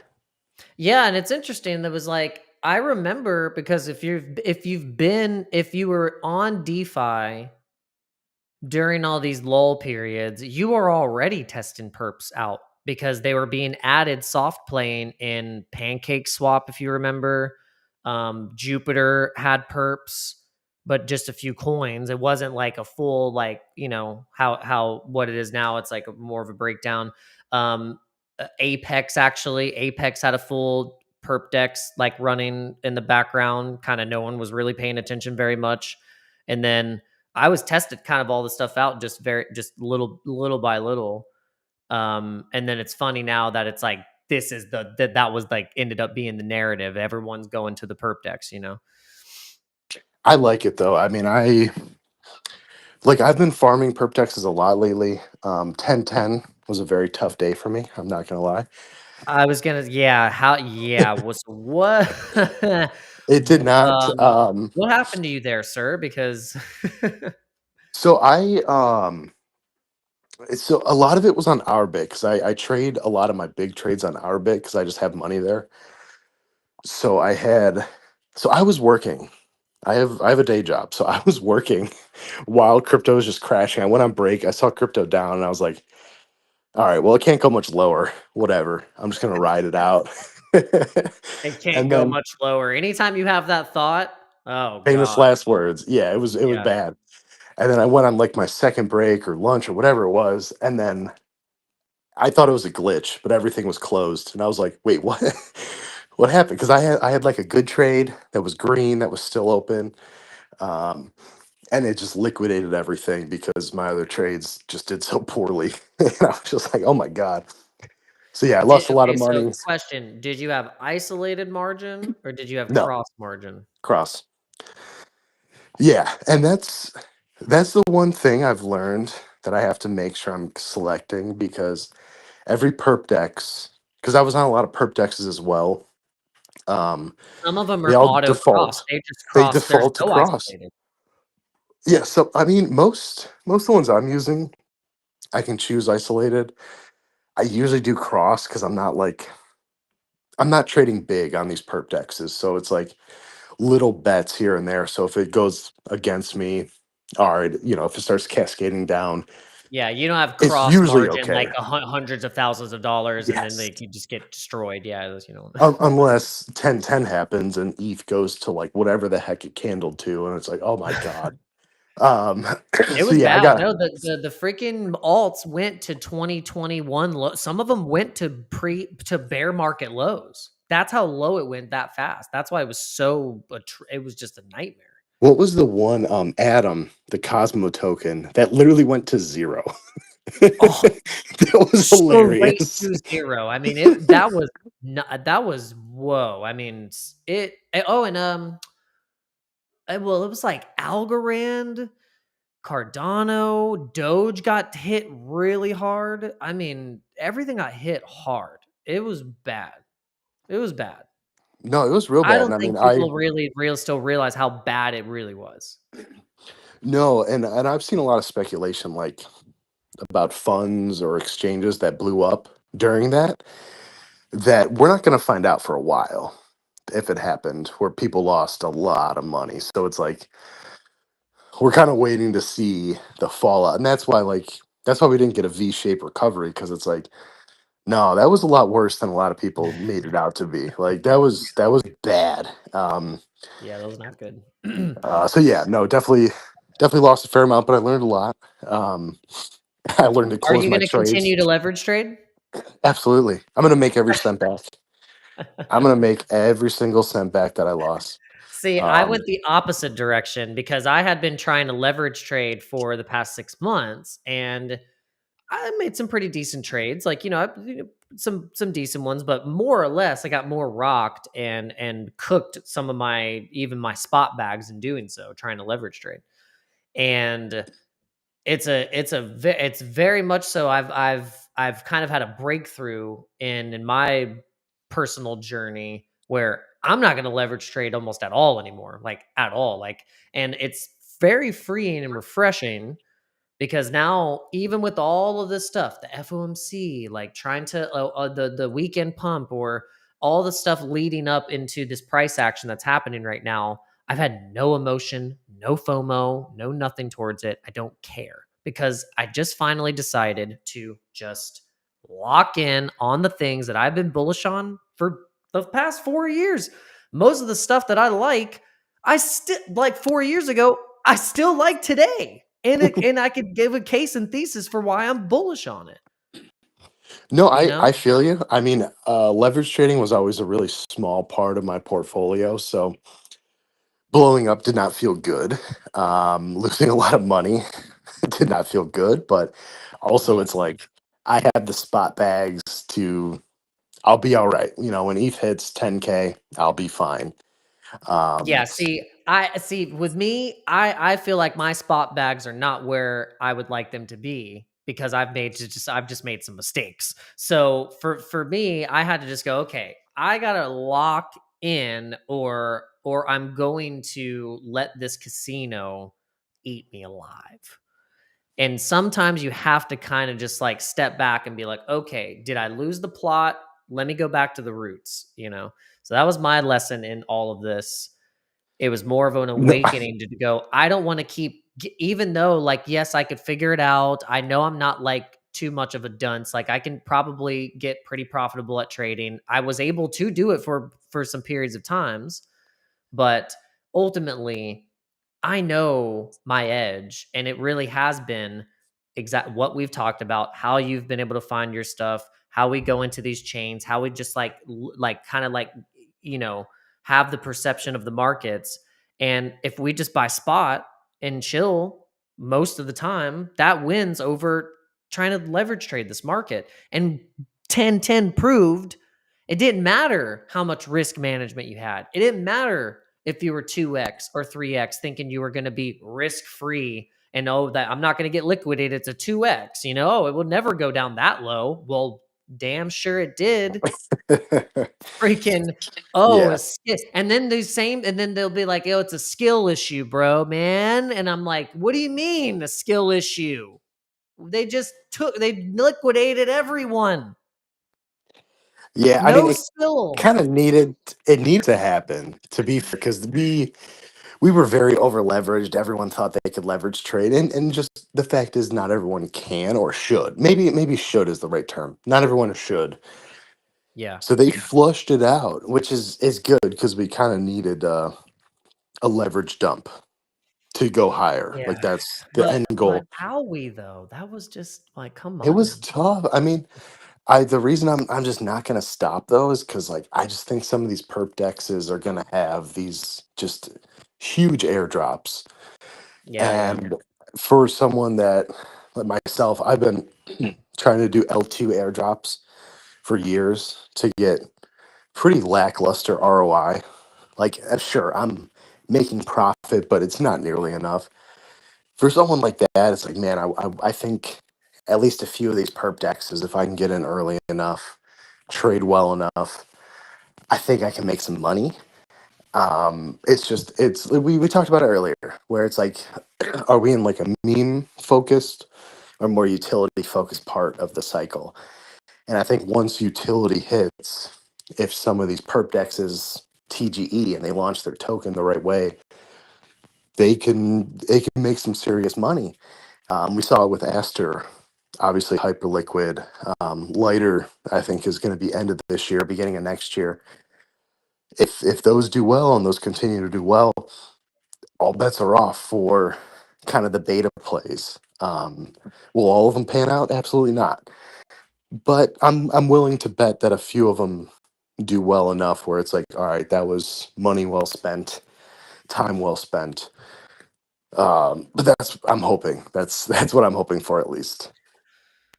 Yeah, yeah, hope and a prayer. Yeah, no, it's just you're that's just how you have built your edge in farming, and you've done it for years. So you kind of know what to look for, and so that's good. And I'm glad we're talking about it because the people coming into crypto, I feel like the hardest part that the crypto industry has had to get over is the hurdle of basically demystifying crypto.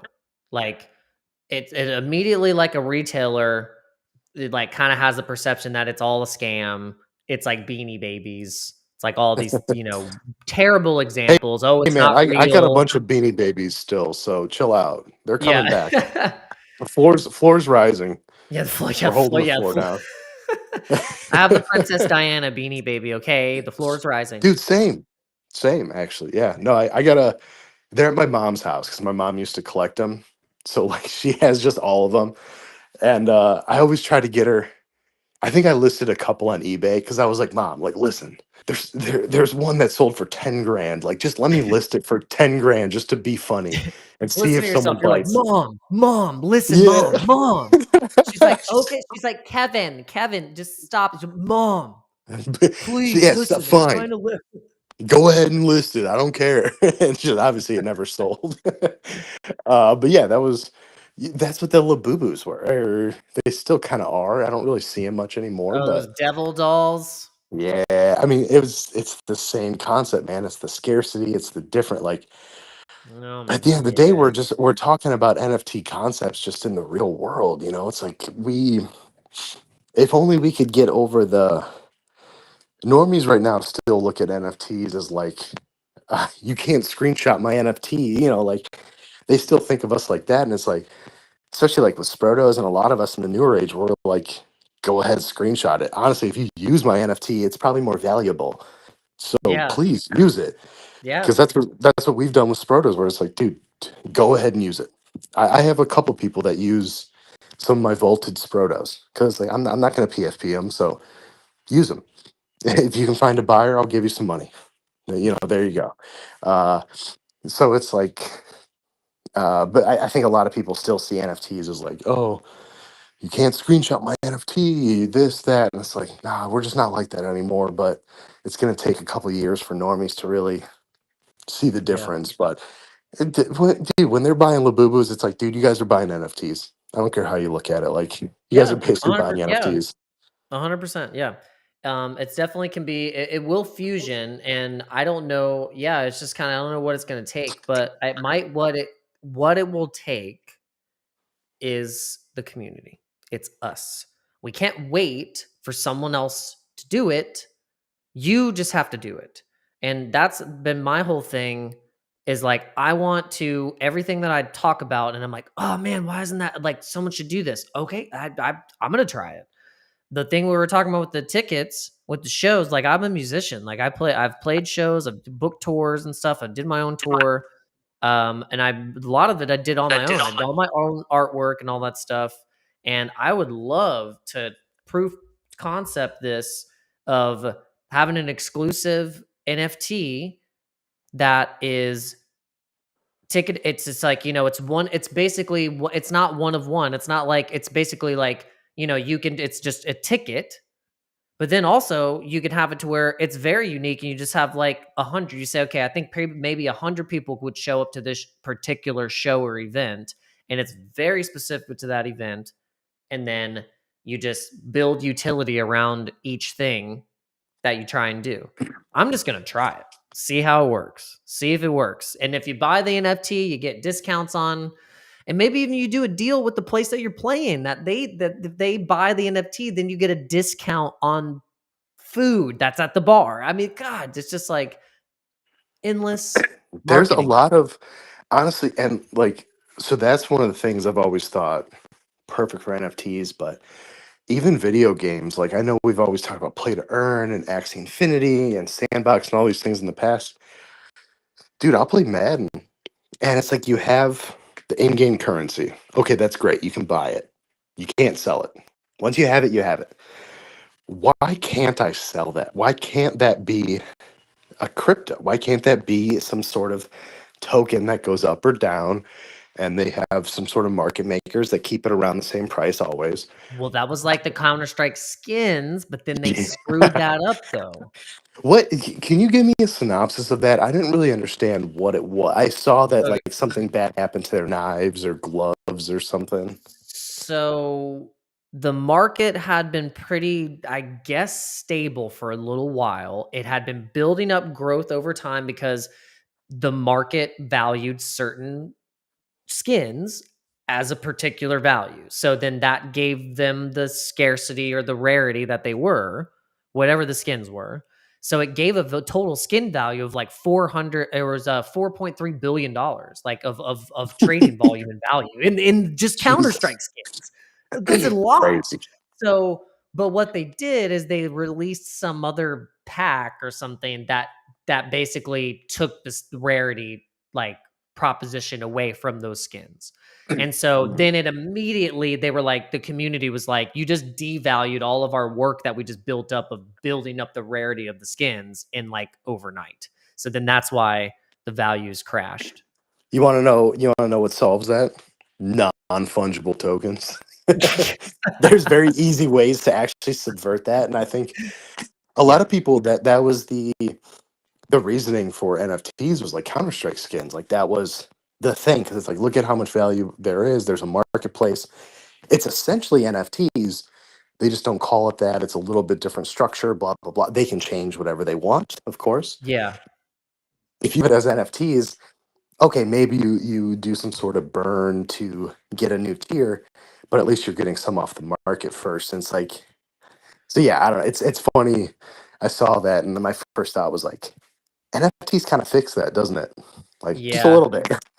It's have like a they're have a trying total it's like they supply. could have already done the thing, but they're like trying so hard to like not do it. It's like, but it's like you could just do that, Could just It's just NFTs, crypto has such a bad connotation to so many people still. And I get it. A lot of people lost a lot of money in 21 FTX. Like a lot of people lost a yeah. lot of money. Yep, and But then it's the celebrities buying like Bored Apes or Crypto Punks yeah, at the absolute top and just like losing hundreds of thousands of dollars. it left a really bad taste in a lot of people's mouths, and I get it. And it's not going to be overnight. It's not going to be something. mirror you can fix in a day. But I think it's something that can be fixed. And I think it's public perception. If we can swing that to a positive place, to a place where, okay, we're not promising you the world. We're not promising you 1,000x, a 10,000x, but we're promising you stability. Or in the case of like Counter-Strike, we're promising you that you're not going to get diluted because of this technology. That's the type of thing I think that can actually get people on board to the concept, because we just need people in the concept.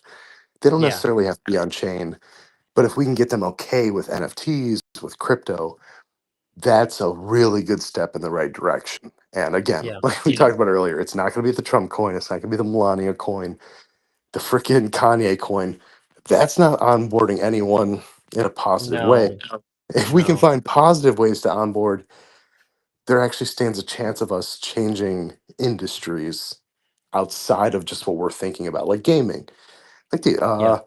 GTA 6 has been hinted about having some sort of crypto element to it. I have no idea how true it is, but if they just have an in-game currency that's low-key crypto, that's on chain, that is huge. That would change everything for us. So yeah, I think it's just we have to keep fighting the good fight. At the end of the day, I think the Counter-Strike thing I think is better for us than we realize right now, because it really does prove the flaw in their system, which is they can just keep minting stuff. At the end of the day, with lack of better terms, they can just keep minting.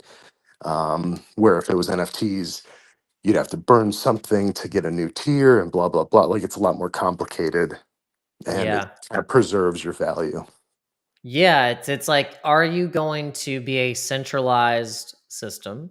Are you going to be a decentralized one where the market and the community are dictating the price and value of said thing? And that's just kind of like, it's kind of what it is. And you said about use case, or how retail is going to come in. I had thought about what my friend was like. Oh yeah, I wrote you a check. I played a show with a friend of mine, and she was like, Zelle isn't working with this particular bank that I use, so it's been so annoying. And I was like, and all I texted back was crypto. And she laughed and she was like, I don't have any crypto. And I said, I will teach you. And I said, stable coins. I said stable coins. There's like there's like now like so many different apps now that you can use to literally send money to someone on these different rails, and it's retail is still on the old system of being like, let me use this, let me use, and then they even know, and not even knowing that Zelle just did a partnership to be on chain. Western Union just Yeah, did I saw a that. Yeah, with partnership to be Solana. on chain. Did you see the details of that? I did, yeah. So The it's like numbers are apparently they insane. minted and they paid Solana like it was like $25 million of a mint of a stable coin. No, I think Solana paid that. Oh, Solana paid Sol- them.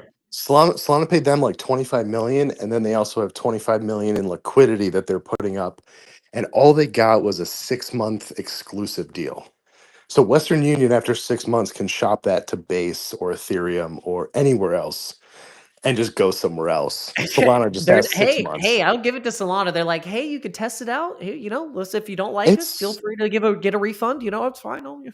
it's good. I mean, honestly, at the end of the day, like I think that's the biggest example of where crypto works is Western Union, because Western Union used to take what, 5 days to send something to another country. And it Crypto costs like is, $40 or fifty yeah, dollars, or it's like and you crazy. got to Yeah. go somewhere and you got to see someone and do something. Where crypto, it's like I can send money to Zimbabwe in 30 seconds. Done. I can send $1 billion Yeah. if I had it. But see, Uh, where what me and you need to do is to tell people, no, don't use the thing that they're now going to tell you. You could have been using these wallets the whole time. that's honestly, when I talk about crypto with like IRL people, I start out with that analogy, the sending money to and from, because we've all had to pay rent. We've all had to pay someone to pay rent. We've had to pay bills, blah, blah, blah. You've had a roommate, everything. You use PayPal, you use Zelle, you use Cash App, whatever. That is more complicated than just sending. Like, if my landlord just took stable coins, oh my God, my life would be so much easier because I would just, you just send stable coins off, Yeah, boom, they get it, they send it to their Coinbase, their Kraken, put it in their bank account, done.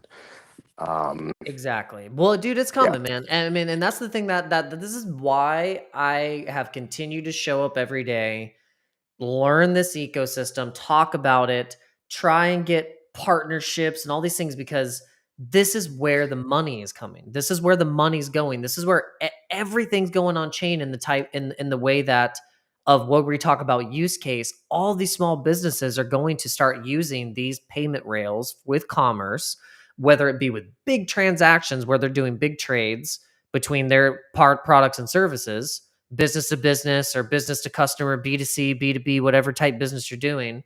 And this is going to be huge. And it's all we have to be doing is investing like we could have in the early internet, like something like Amazon, 68,000% move to the upside, taking over all, like basically the cloud of the internet towards the end of the roadmap here. You know, we need to think about crypto like this, as the freaking roadmap is like that. Retail normies are going to be using crypto whether they like it or not. It's not about if you thinking it's a beanie baby or if it's a scam. Guess what? You're using it because Bank of America and your bank accounts and all your stuff that you're using just is going to auto be on chain, and and you're guess not what? even. It's not fucking XRP. I can promise you that it's Yeah. not XRP. I can promise you Yeah. that. I've been trying to get my brother to get into crypto. I've told him, basically, I told him, if I get anyone in, I tell him buy BTC, buy Ethereum, maybe Solana. Those three. That's it. I'm sorry, I'm not telling you to buy meme coins. You're buying the big three and you're going to hold it for a while. I do the same thing with someone Yeah. who is just like, I just like, if I just like don't want to go down this rabbit hole, because like me and you, look, we've talked for 2 hours and we've probably hit but just so many different things that can make someone's brain explode. But Yeah. when but I like it. That's how I like it. I hope you do too. And I hope you've Oh, I enjoyed do. No. I definitely enjoy it. I mean, obviously I wouldn't still be here if I didn't enjoy it. I you would were have like, oh, found so I had another appointment. yeah. Oh no, I have another call. I would have found a way to get out of it if I didn't enjoy it. That's what it Um, was like with Ragsy yesterday. Like we were just we were just going, and I knew she had something else to do, but we kept talking. So I was like, all right, she's having fun. We're having some fun here. But yeah, no, yeah, I I was do gonna the say same I'm thing. good for I a while. onboard So people with the core coins. Just like here's yeah. the coins. You know, No, I'm the same, and I think it's the easy way. It's the least. You're gonna get the least hate from them, especially if they're your friends or family. Because yeah, like, especially if you preface it, like I've told, like my brother, I kind of, when ETH is like topping out and it's like he's starting to see headlines, I'm like, yeah, it's probably not a good time to buy. Might be a local top. I try to be good to him. But then when it comes down and it looks like everything is dead, I'm like, yeah, it's probably a good time to buy BTC or buy Ethereum. And he's like, okay, cool. I just bought $100 worth of XRP. You, mama. God. yep. Well, see, and this is what's so fascinating about the XRP thing with retail. I don't get it. But my wife was doing the same thing to me. She was like, it's so funny. She's like, I keep seeing these reels about XRP going to $100, and I was like, I bet you have. I bet you have, haven't you? And and I think it's atrocious. So then I tell her, I'm like, buy Ethereum. Every time you see that, buy Ethereum, please. And so I have my wife as the Ethereum DCA hedge. Um, and it's just a no BS strategy. Well, It's it's just DCA ETH for me, please. XRP. They have some of the best marketing because I see it on my TikTok, and they're like XRP to $1,000, and then you'll see a comment where it's like that would be $10 trillion market cap, and then someone replies under market cap doesn't matter for XRP, and I'm like, these guys are so brainwashed. It's perfect, but it's never going to be adopted. Western Union literally just chose Solana. Some other payment rail just chose someone else. Swift, Linnea. Yes. Exactly. They're not choosing XRP. So it's like Yeah, more or less, XRP. XRP is gonna be good with their sovereign wealth fund deals with Dubai or Abu Dhabi or whatever, like, maybe with that, and then if the XRP ledger can kinda, like, crank up some stuff, who knows?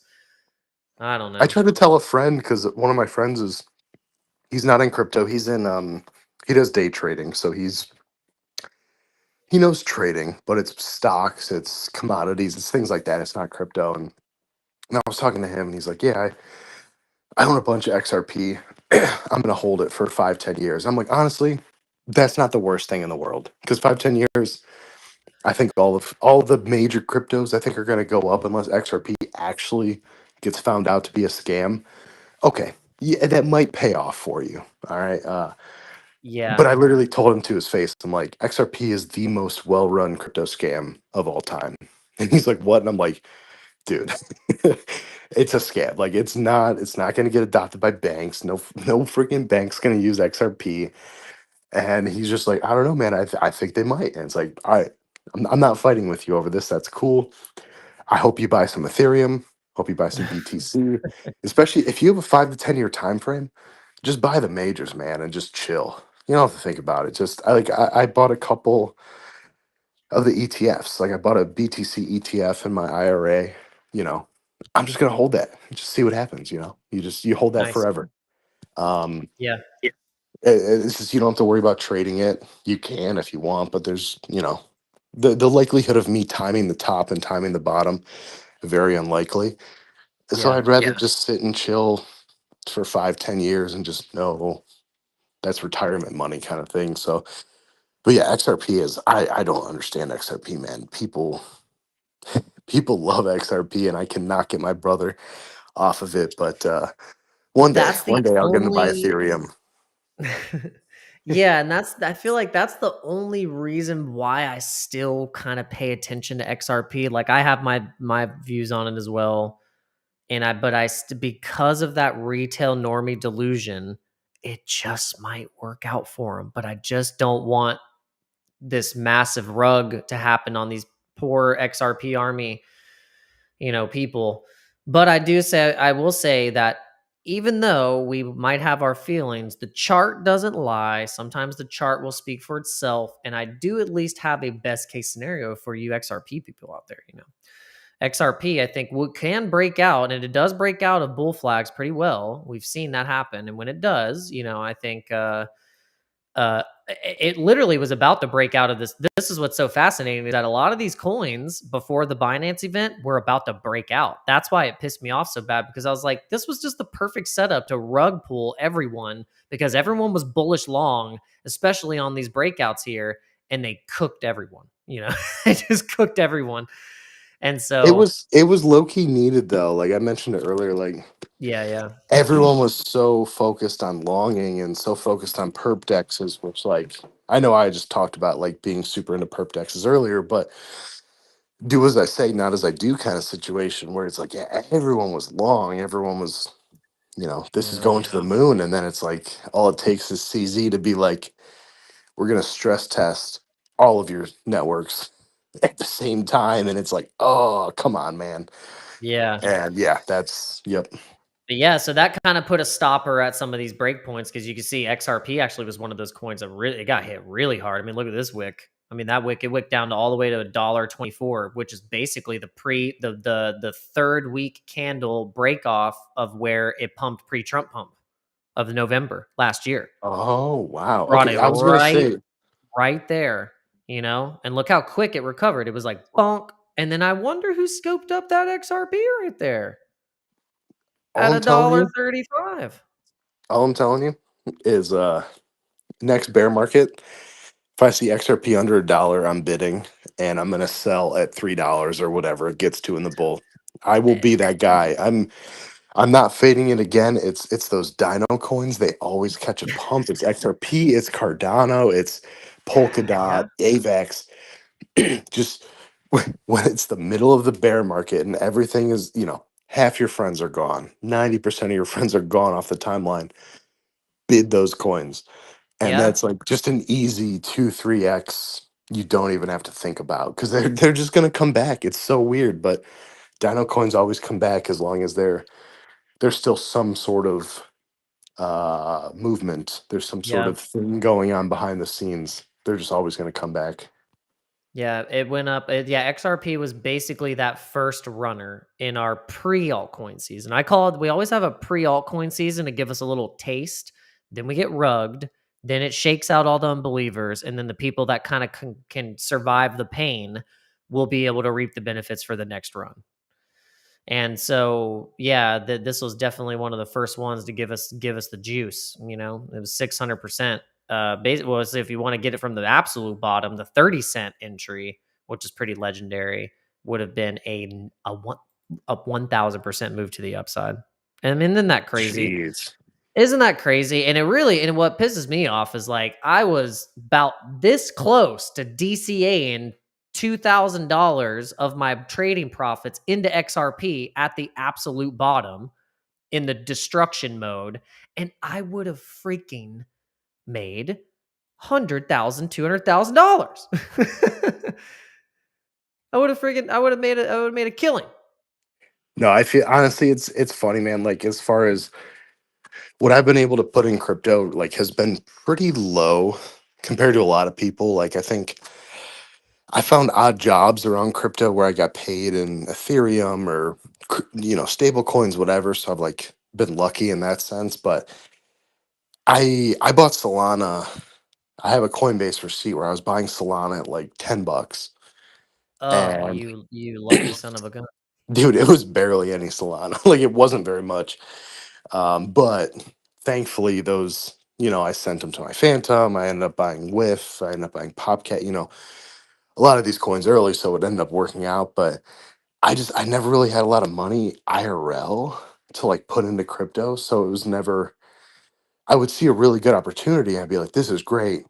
Let me throw $400 at it," instead of like 4,000, where it Yeah. could have actually been like life-changing money. But then you have Yep. to work on Yeah. chain, and you got to multiply your Solana and your Ethereum and get it higher before Ethereum tops, and Yeah. it's a lot. It's a lot to do in the space, and I think it's tough for a lot of people. I think airdrops are one of the best ways to get a starting bank. Like, you can bring some money in, you can farm, you can airdrop farm, whatever. But like, that airdrop farming kind of has to pay off, and that's your bank to farm more, to trade, to buy Ethereum at the bottom, to buy Solana at the bottom. And Yeah. it's a lot of work. It's a lot of work in the space. Yeah, you have to be diligent, and there, like we've explained in our, sections of this conversation, there's a lot of distractions. There's a lot of distractions, extractions. I call them extraction points in the timeline where it's like peak, peak, peak extraction.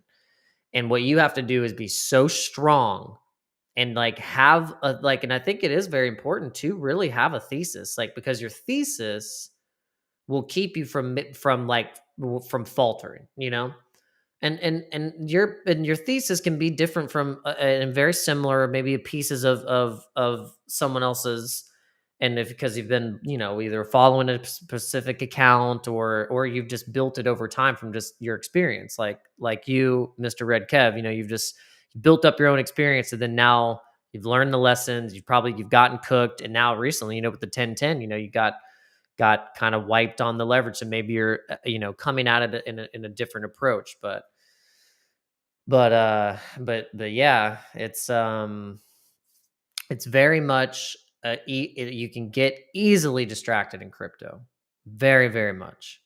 Absolutely. Yeah. And Yeah. yeah, and so my whole, like, I think, like, the big goal of mine is to just kind of get back, like I said, back to the basics. Back to the basics. Setting up wallets, learning the networks, buying the coins, showing the normies, like, oh, have you ever, I mean, as much as I've trashed on MetaMask, I'm like, hey, I'm going to let the normies come in like we did. You ever tried MetaMask? At least now the normies can come in and download MetaMask at its quote usable spot of the roadmap, instead of back when we were looking at our balances and going, oh my god, did we just lose it all? No, it just didn't load because the user interface cleared Dude, all my it's balances. yeah, that it's funny. I had my roommate. He was on crypto like back when I started, but like he never really got super into it like I did. So he had heard of MetaMask. So recently, he does a lot of online gambling. So I was like, Mm, dude, I can send you stable coins and you can gamble. It's very easy. It's a very easy process. So I bought something from him. Um, may have a trigger on it. It's kind of cool. I bought it with crypto, home protection, whatever.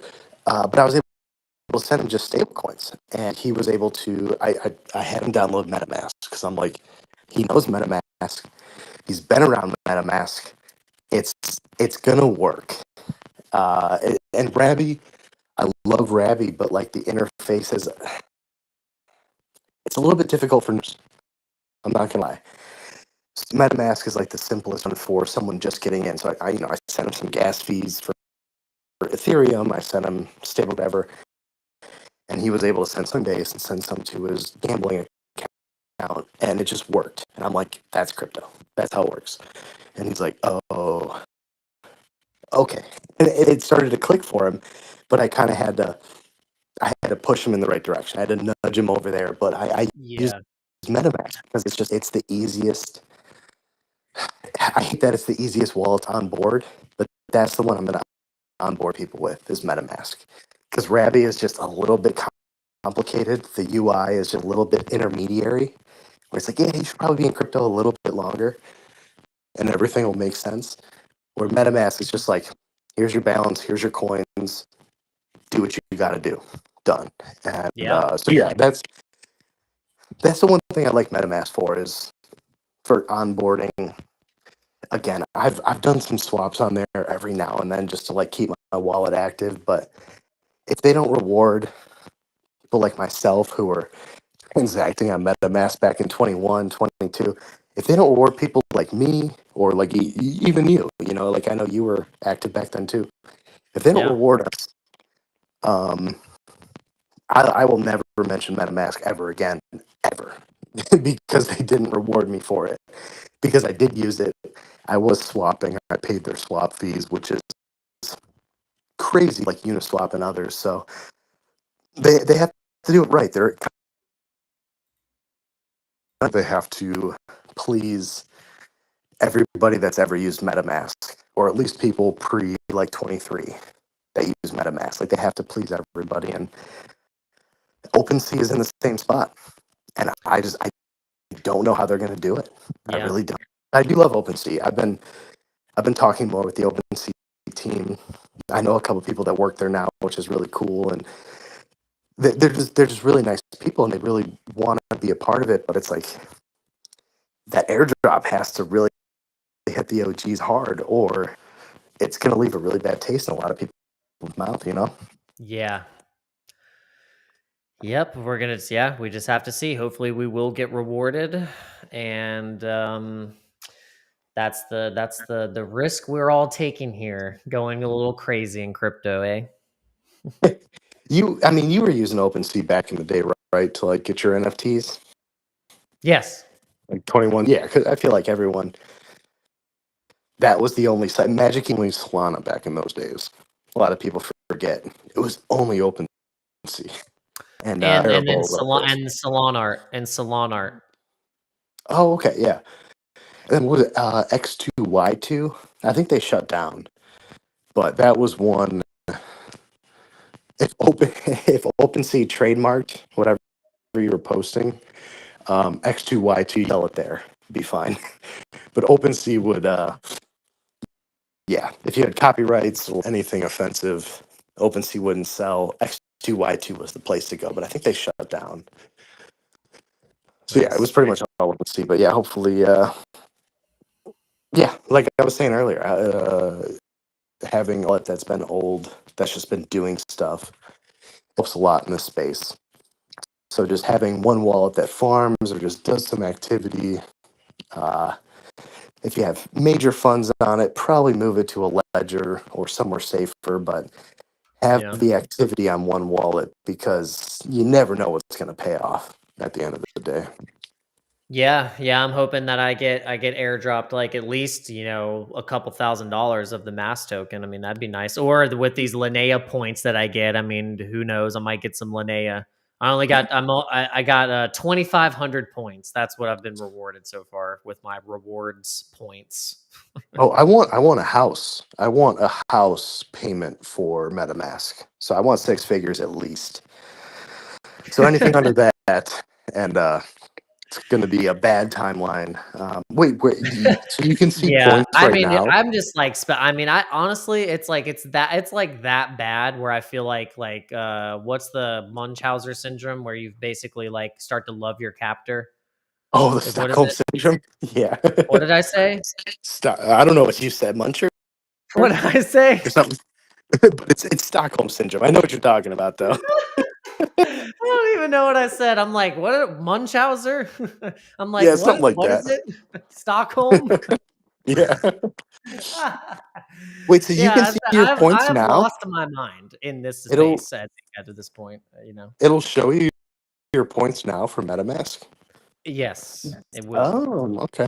Only on the mobile, and so I'm now level 2, so I think, it did give me some loyalty points for, I guess, for previous swaps, so yeah, so 2,500, so I'm in the level 2 portion. I'm gonna have no loyalty because I use pretty much Rabby for my wallet. I'm curious, There's a yeah, you should couple. let me know what you get, like, if you go on the mobile and, do the thing. You have to update it, though, so it won't show up until you update, and then you'll see the rewards tab. Okay, see, honestly, I don't do a lot of mobile trading. Recently, I started with Rabby because of perp dexes. So Mhm. when I'm at work, I can make some silly trades on my breaks and stuff. But Yeah. before that, I really wasn't trading on my phone. I really didn't like it. So I don't even think I have MetaMask on my phone. So I'll have to download it and see if I have anything. So it's only on mobile. It's not showing on like PC or anything. No, and that was another Dang. gripe about it is that a lot of people don't use the mobile. They use the Yeah. desktop and they were like, "What the heck? It's only on mobile right now." And so yeah, there's just it's just like a laundry list of things that MetaMask is kind of getting wrong here. And it's like it's just also an example that they should listen to the community, listen to people. Like it's just like how it's like Coinbase, there's so many things that the community has told them that then they still don't listen. Like they want all these people and they want crypto people to promote them or do all this stuff for them. And we're risking our necks out here and our reputation by promoting this garbage. And it's like we are telling you exactly what we want and you're not doing it. And then you then in a slap in our face pay $25 million for an NFT for 8 episodes of a podcast that normies don't even know what the fuck is. I think it was more than 25 million, to be honest. I think it was like 250. Yeah, It was a lot well, of that was money. just but yeah, it was Yeah. more than that. To That be fair, makes it yeah. even more ridiculous. And to top the cherry off on this one, Coinbase, Brian Baldhead Armstrong, is that your customer support was outsourced to India, and you freaking leaked all of our information onto to scammers. So now we're all getting calls every single day. We're getting text messages trying to scam us. But no, you think it's more beneficial to invest in a KOL podcast. I find that like a slap in the face I'm to with us that are you. here every damn day trying to using their platforms, using their stuff, and they're like, no, we'd rather spend it over here.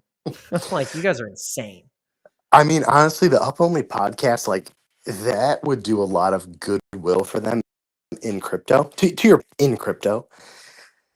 But I get it No one knows what that is in retail. No one knows outside of, what they yeah, don't even no, know what a 100%. wallet is. They don't even know what even any of the things that But Coinbase is trying to explain. a lot of people in crypto, just really don't like Coinbase because we've seen the horror stories of someone trying to offload a million. You know, they make $1 million profit in Yep. crypto.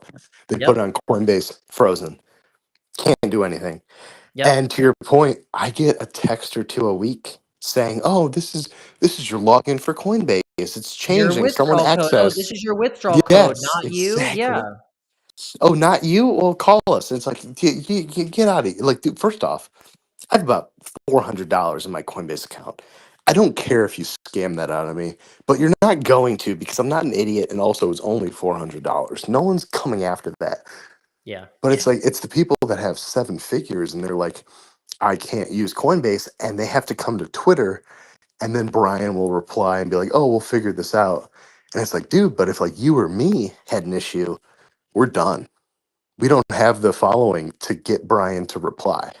And Yeah. it's like, Yeah. that's the people I worry about because it's like, dude, like be really successful and even make six figures, and but you have a smaller account and somehow it gets frozen, you can't get that Yep. money out, and you're just done for. Suspicious activity. They could say anything, and this is like Yeah, they can say anything they want. That's why it's like don't. It's like this is what's so interesting about the I think it's a trap, honestly, Redkev. Let me be honest. I just think it's a damn trap. They get these traders to come on here and promote these exchanges and leverage trade, and then it gets people to get their money put into the exchange, and then they start making money. They let you take out a little bit here and there. They let you, withdraw, but then once you start really making the money, that's when they flag as whatever many accounts as they can. And guess what? It's almost kind of like the IRS. They probably literally do it as an auto. They're like, yep, we're going to bop, this one, this one, this one, this one. They know how much you're making. They can see everything on the other side. And you are subject to whatever the hell they say because guess what? You didn't KYC. Guess what? Fine print says they have your crypto and you don't own a cent of it. And what are you going to do? You can't do anything. it's tough. It's not an easy position to be in, and I think like because I think I've only KYC to Coinbase. I've heard good things about Kraken. To be fair, I've heard very good things about Kraken. I've just never used them. Nothing against them. I just again, I haven't had to off ramp in a long time, so I just haven't really needed to. But I've heard good things about Kraken. I mean, Coinbase, I think they're turning it around. I mean, I hope they're turning it around at this point because they're all over the timeline. Base airdrop is going to be a thing. Like, I'm really hoping that they nail down the customer support because that's the biggest gripe. At this point, the exchange works fine. Sure, it goes down when there's a really heavy crypto day. Whatever, who cares? I'll just do my stuff on chain that day. It's fine. Exactly. Exactly. But aside from that, it's like I I am scared if I make a very big win to off ramp through Coinbase. I'm just scared that they're going to freeze my funds. Yep. Um, I've heard This is Kraken why I doesn't do hold that, ticker but Bitcoin on ETH. yes. This is literally why I hold ticker. I have some on base, but this is why I hold ticker Bitcoin on ETH because when the rubber hits the freaking road and I'm ready to clip some profits off of ticker Bitcoin, which I want to, I would like to. I think it's going to be the best case scenario to have it be happening on Ethereum, Yeah, where I would be able agreed. to I do this mean, safely.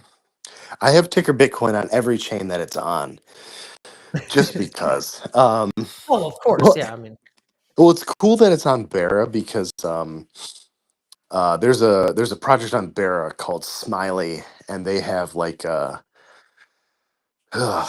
without getting too far into it, on Bera you can get BGT, which is their governance token, and basically give it to validators, point it at validators, and they give you a bunch of tokens back. So you can get 10, 12 different tokens. So this Smiley has a product where you can just swap all those tokens for one token. So we worked with them a long time ago to get them to put ticker Bitcoin on there. So I just every week or two, whatever tokens I gain, I just turn into ticker Bitcoin on Bera. So I have a ton of ticker Bitcoin on Bera. I have a ton on Base. nice. Not too much on Solana, but on Solana because whatever Do you went have up. most of your bag on Ethereum though? Yeah, 90%. Yeah. Yeah, Awesome. it's mainly Ethereum because I bought it so long ago and it's just stayed in those wallets. I haven't touched it. Are you the secret? Are you the wallet that has 10 million Bitcoin? Are you gluttony.eth? And I know Gluttony. He's Oh, been you around. do. Wait a Oh yeah, second. Okay, okay. So wait, because I need he to because comes I was around trying to every go now down and this then. rabbit hole here. Yeah, Gluttony, he I think his history, because I remember someone like posted like he really didn't trade and then he just randomly came back and bought a ton of ticker Bitcoin. Stop it. He comes in the Telegram really randomly. He has a really nice Sproto that he PFPs. Um, he doesn't come around super often, but he'll pop in the Telegram every now and then. You'll see Gluttony, and you just know it's him. And no, I do not have that much Bitcoins, unfortunately. I wish I did. I don't have that many, but yeah, Gluttony's good. He's just He chilling. has a few Sprotos. Oh, he rocks that yellow hair one. That one. Okay. Yeah. Yeah, Interesting. All right. he PFPs that one, at least on Telegram. I think on Twitter it's the same one. Oh, but But no, yeah, with no, this he with the like purple. Let's see with the purple yeah. hair. What? No, yeah, he yeah, I want to say like his wallet was dormant for a while and then he just bought a ton of ticker Bitcoin out of nowhere. And then people started tracking it a little bit more, but Yeah. no, really nice guy. He'll pop in the Telegram every now and then and just be like ticker Bitcoin to $100 and just like dip. Well, I see what I was trying to think. I was like, okay, well, he definitely like he invested about 20-30K initially because I found the post. It was like through a lure thread. I was trying to find some old stuff, and this was he started with about 30K, kind of like towards the, guess around in the bottom sections, of the chart. And it looks like he probably made over a mil, and he took some profits. It looks like because he still has $650,000 in his wallet, on chain. But he has 104 ETH as well. But I also see I a feel dust better. of Jesus coin in here, so I wonder if he also bought Jesus coin too, and like maybe took some clips off of that. I feel better. To be completely honest, I feel better about people that have gotten their initials plus some out of ticker Bitcoin because they're less likely to sell the rest of their bag because it's like they got their money back. Maybe they made some profits. Ideally, they made some profits, and now Mhm. they can just hold the rest till silly time. Like I would Exactly. rather like Eric Stevens. I think he's the number one or number two wallet, Sproto Gremlin 945, I believe. Um, he he sold some early, he bought some back in, but he's made so much money on other coins and stuff where it's like he probably doesn't have to sell his ticker Bitcoin. You know, those are the people that I kind of trust where it's like, all right, you already made it, or you got your money back, so you don't like need it right away. You can hold it till a dollar, till $10, till $100. Like you don't necessarily care. You're trying to turn 600 grand into 60 million. You know what I mean? Like, Yeah. so those are the people where it's like, especially when I see them on chain and they're like the top holders, as long as they've either made money or they make money elsewhere, I'm chilling because it's like, dude, you're probably not going to sell this, especially for a loss. You're probably just going to hold it and Yeah. you'll just see what happens in the bull market. Because we have a lot of whales that are kind of like that. And like we had the one whale, oh, they sold, dumped the chart like 50% because they sold Right like, here. Yeah, it was right here. I yeah. know exactly when it happened. Yeah, that was like the number one holder. Oh, I know when it Um, happened. I that know, was but yeah, fun. because it was an old whale, and he clipped it. He clipped it in 3 clips, and it was a Hmm. total of 3 million. Yep. And it honestly, chart held up pretty well, consider all things considered. So, It uh, got bought really fast. Yeah, so it was yes, like it definitely did get bought up fast because I was a little worried. I was like, okay, was that a sign of like absolute destruction? It did get bought up, but then it was a little Well, short yeah. lived. It was a little short lived. It was like, okay, we got to 32, and then it was just like and then that actually was timed pretty perfectly with the Trump pump and dump. So whoever that whale was, he was like, look, it's all probably gonna go down, so it's probably definitely a good call. Don't blame him, to be honest, because then he'd have to really be a believer down Yeah, I here. mean, we knew who he was. It wasn't like a secret. Um, Who was it?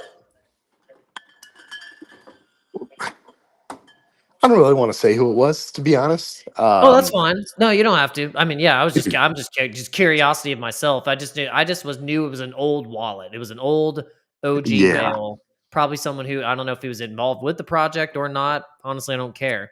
he wasn't. He wasn't a team member. I can confirm that he wasn't like an admin.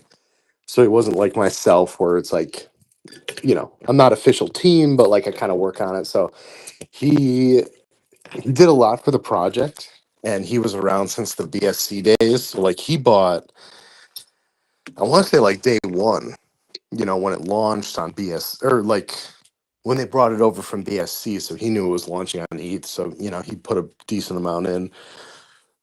But no, he helped make content. He helped make memes, and then just one day it was just gone. That's why like we were all worried like someone might have stolen it somehow. Like someone might have gotten him IRL. And I think the team reached out because, like, granted, a lot of people are like, "Oh, teams are bearish in crypto." It's like, if you say so, because like the Ticker Bitcoin team, they'll reach out to you if they think something's wrong, which is pretty nice, in my opinion. Mm-hmm. So they reached out to him, was like, "Hey, man, like, are you okay?" Kind of thing. It wasn't like, "Hey, why'd you sell it?" It was like, "Hey, are you okay?" Mm-hmm. Because at the end of the day, if they sold, they sold, but like that much, and like again, they were very active, so it was like, is everything okay? And it took a while to get a response. They didn't really reply immediately, but eventually they kind of just were like, yeah, yeah, I'm fine, blah blah blah. So they just Yeah. wanted out or whatever. um so yeah, that was that was tough. But then, man, like we talked about earlier with liquidity and like Solana coins, it's like you couldn't do that to a Solana coin. If you did that sell to a Solana coin, that thing actually hits zero.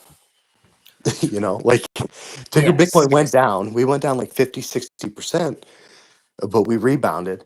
You do that to a Solana coin with their liquidity to market cap ratio, that thing's going to zero that Yeah. day. Yeah. No. Yeah. We've seen it. Yeah, we've Yeah, seen exactly. So it's like it. that's the one nice thing about ETH coins, though. It's like they just they don't have that goes against them, where it's like, oh, because that was literally the top holder. Oh, the top holder sells, you're going to zero. So yeah, I mean, we went down. I'm not going to say we didn't get hurt, but we lived. We're still alive. We still have liquidity. Yeah. We're fine. Um, It's the we're coin that lived. It's the coin who lived. So. exactly. And people like sleep on that, where it's like, dude, we've if you talk to anyone that's been around long enough, we've been through a lot. We've been through zero before. We've been through, oh, you're never going to make it. You should have sold, blah, blah, blah. We've been through that before, and then we run to 30 cents or whatever. So all it takes is, I think at this point, it's just Ethereum, the broader market doing better. And I think it cooks. I think Ticker Bitcoin, I like Apu a lot. It's just a lot of these ETH meme coins that beta plays. As long as ETH runs, I think they're going to run too, and Ticker Bitcoin's at the forefront. I think we're ready. It's just the market has to kind of cooperate a little bit with us at this point. Yeah, yeah, 100%, 100% agreed. Yeah, I've noticed, a lot of the ticker Bitcoin kind of whale wallets that are holding at least, a balance of 10K or more, are holding Apu, Wojak, Pepe, some of them Mog, some of them SPX 6900. So I've seen a nice trend of OG wallets holding these particular coins. And I think Andy has also kind of been kind of popping up too as the boys club narrative, along with Land Wolf, and then Brett, with Brett being on base though. I Yeah. don't like Brett, but that's just because of how it was launched. I do want to point out Kexc. I love Kexc. Kekec, the dwarf. Oh, the Balkan Those Dwarf. guys, yes, those guys make such good content. I just saw a post the other day where they've put out like 400 days of unique content. I just, for me, it's like Ticker Bitcoin, Apu, Pepe, Mog, SPX, Kexc, Or Joe. Kek. Yes, yeah. Yeah, Those are yeah. like the ETH coins to me. And I have a basket of all of them, whatever. Like I just have some of each of them because I'm like, when ETH pumps, I think all of these things are gonna go nuts. But Yeah.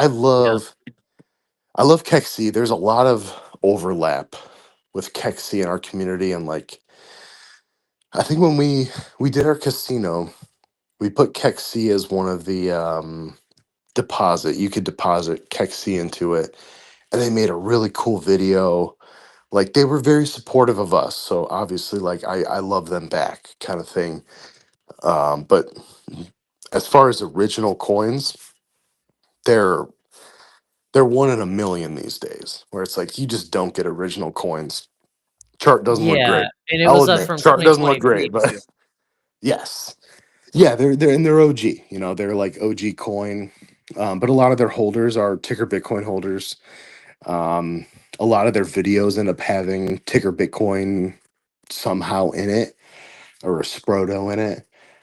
So yeah, I've always liked those guys. But when I think, especially undervalued, because that one kind of got hit pretty hard. Like that one seems undervalued.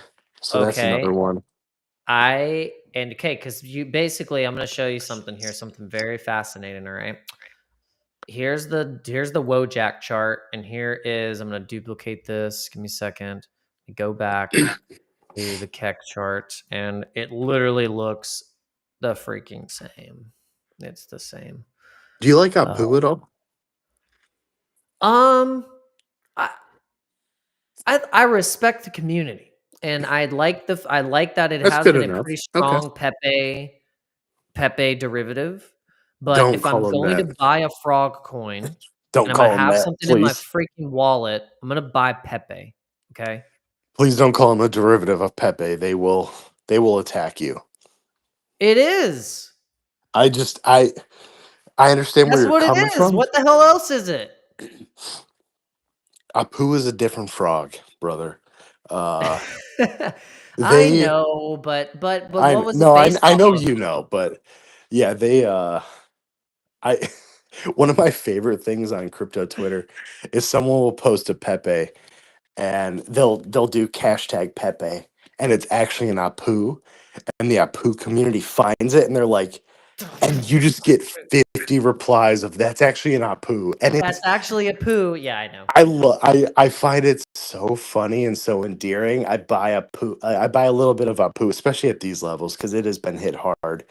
I buy a little Apu I bought one of their NFTs the other day too, because it's like I think it's so funny and they're just so undervalued where it's like, Yeah. yeah, when Pepe runs, because again, Pepe kind of leads the ETH season. Yes. That's fine. I don't think anyone's going to disagree with that. I don't think anyone cares anymore. 100%. It does. It just does. They're going to run, and so it's like when ETH starts running, Pepe probably follows, and then I think ticker Bitcoin is next. Just a 100%. hierarchy, and 100%. so when Pepe runs, though, Apu is going to run, and it's like obviously people in the Apu community don't like hearing them together with Pepe, but it's gonna just take one of Well, those what moons. do they yeah, what do they think though is going to happen if Pepe isn't successful? No one's going to buy the that's why it's like It's honestly Apu is literally the chain link Marines, but they found a meme coin. It's beautiful. It's genuinely beautiful. They Yeah, have yeah. such a cult like community. And like Blue, he hosts really good shows all the time for the Apu community. But Mhm. yeah, no, I have a very special place in my heart for Apu. I don't own nearly enough. I've been buying more I don't lately have any. because I think they're very undervalued because I forget what it was the last time I checked, but it felt way too cheap. And at one point they were like uh candle and candle with ticker Bitcoin. Like they were right there with us price. We'd flip them, they'd flip us, blah blah blah. We'd go back and forth. And like they're like way below our price. So I'm like, okay, it's a good buy, you know. Like if they're like way under us, like that's a good buy. So um no, I like them. I like their community. Their NFTs are cool. I mean it's Apu, you know, it's Apu NFTs. So it's just a little frog NFT. So yeah, no, they're definitely one of those ETH beta coins I've been accumulating where it's like, yeah, man, when Nice. when ETH hits 5K, 6K, whatever, wherever it tops out at, these meme coins are gonna go nuts. And I Yeah. think obviously ticker Bitcoin, of course, but I think Apu's another one Yeah. it's gonna do really, really well. So here's to hoping, of course. Yeah. But yeah, I was wanting to point out the fact that Wojak, I think, is that's my like I think the most undervalued meme on ETH. 100%. Do you have any of their NFTs? No, but they do have some cool ones though. They're It's cool. I the know it's about anthology or something. I remember when they minted. I remember when they minted, I wasn't very happy because they only gave Sprotos like 50 or 100 to mint, and I missed it. So I couldn't mint. So that's why I was mad. I was mad for purely personal reasons. yeah. But I But remember I their have this NFTs being pretty cool. Yeah. Well, I have this lore theory because Wojak, if you look at the contract and you see like when it was created 2 years, 6 months, and 12 days. Okay, 12 days ago. Okay, and if you go to the Pepe contract for Ethereum, the 69 Pepe, that was created 2 years, 6 months, 15 days. It was minted and created in days from each other. Really? Days from each other. So it's like, yeah, set 2 years, 6 months, 15 days on Pepe. And if you go on Wojak, go back 2 years, 6 months, 12 days. Freaking days from each other. I have this theory that it's the same freaking people. It's the same dudes, same team, same people. They just went, here, we're going to do Pepe, we're going to do Wojak. These are the two biggest like meme characters in terms of message boarding, 4chan, Reddit, whatever it is, and go. I I wanna I want to believe that. But I do know who deployed Pepe, and they've never mentioned Wojak to me. So I feel like they would have had some It's a overlap secret. at some It's a point. secret, bro. It They're could never going to tell okay, it you. could be. It could be. But yeah, I know a lot of the people that were involved with Pepe, and yeah, I don't know. They've never mentioned Wojak to me. They're more well, some of them went to Bobo. Some of them liked Bobo, the bear meme, which is another ETH meme that's stood the test of time, has a good founder. I do like Bobo. I don't know. It's just never gotten the shot. I feel like other ETH meme coins have gotten, for better or worse. But I Yeah. hold a little bit because I feel like I hold a little bit of all ETH meme coins because I'm a masochist and I like pain when ETH goes down. I like seeing my portfolio go You down like seeing even your portfolio more. go to 90% down Mm. and then go up 300% in a few months, you know. Just The get the give make it live a little. the thing that kept me in ticker Bitcoin. One of the things, there was many things. Um, Obviously being a part of Sprotos, like that was very big for me. I've always been very like, if I'm a part of something, I'm a part of it. I'm gonna be around for a long time. Just cut and dry, blah blah blah. But someone in the Twitter chat because obviously we have the Telegram, but we have the Twitter chat, and not everyone's in both. And Vitamo. If you don't know Vitamo, very big CT personality, very big in ticker Bitcoin early. He came in one day, and this was like when we fell to like 600K market cap. And he like came in the Twitter group chat and was like, "All right, we all realize like this is way better than a 600K. Like this is too retarded to fail, right? Like we all agree." And like we were all just like coming back like absolutely. And that's like when I doubled down, and like I think a lot of people doubled down at like Yeah. under $1 million. And that's one of my favorite parts, where it was just like someone just had to point out like, all right, listen, like we agree this is all great. Way That's too dumb to fail. Let's all just buy more, and let's just keep yeah. shit posting. And that's what we did. So that's always been one of my favorite parts in crypto, because it's like, dude, like before ticker Bitcoin, man, I wanted to leave crypto because it was like all I was doing was NFTs, and I just kept losing money, and it was like, this is dumb. Why do I keep losing money all the time? It's like it's all I do. And then I found meme coins and ticker Bitcoin, and it gave me a purpose beyond just like, let me make money every day. And it's like, no, like I can make money over the years by being a part of something bigger than just one little thing. Like we're just gonna keep going for years, Yes. and eventually it'll pay off. I Like knew I knew we would eventually say something smart out of 3 hours. it took long enough. It only took 2 hours, 57 minutes, and 58 seconds for us to finally get to what I wanted you to say to begin with. No, I'm just kidding. No, that's great, man. That's perfect. Yeah. That is it's the whole bread and butter of it, baby. Well, I think everyone comes into crypto. They want to make money very quickly, and I 100% understand. Whether it's where you're from, whether it's your walk of life, whether it's where you want to make money quickly. I get that, man. I want to make money quickly too. I 100% get it. It's People hate to say it. A lot of it comes down to luck in crypto. People hating the term luck because, like, no, I worked for it. It's like, well, you kind of. Sometimes, sure, you worked for it. I'll 100% give you that. But a lot of times it's luck. It's about being in the right place. If you farmed Hyperliquid at the right time, you got 6, 7 figure airdrop.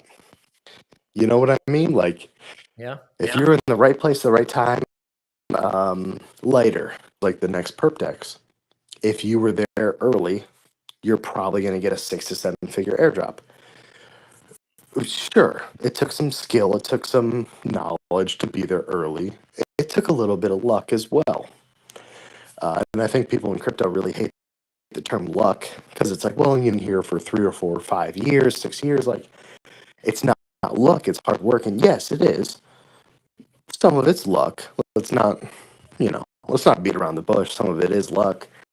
You got to find the right opportunities. And I think a lot of people are finally finding those opportunities. And I think soon, I think meme coins would be those opportunities. And I think the Bitcoins, the SPXs, the MOGs, the ETH meme coins of the world are Yeah. gonna be those lucky, in quotes, plays, where it's like, oh, if you buy them now and then you wait 3 months, they're gonna go crazy, because ETH is gonna go from, what's it, like 900 to whatever, 5, 6K, to meme coins are gonna go crazy. So it's like, I don't know. So a lot of people don't like the term luck, but I think a lot of it is luck in crypto, and you just kind of have to deal with it. And if luck is in your favor, sweet. If it's not, learn for the next time and figure out what your luck is next.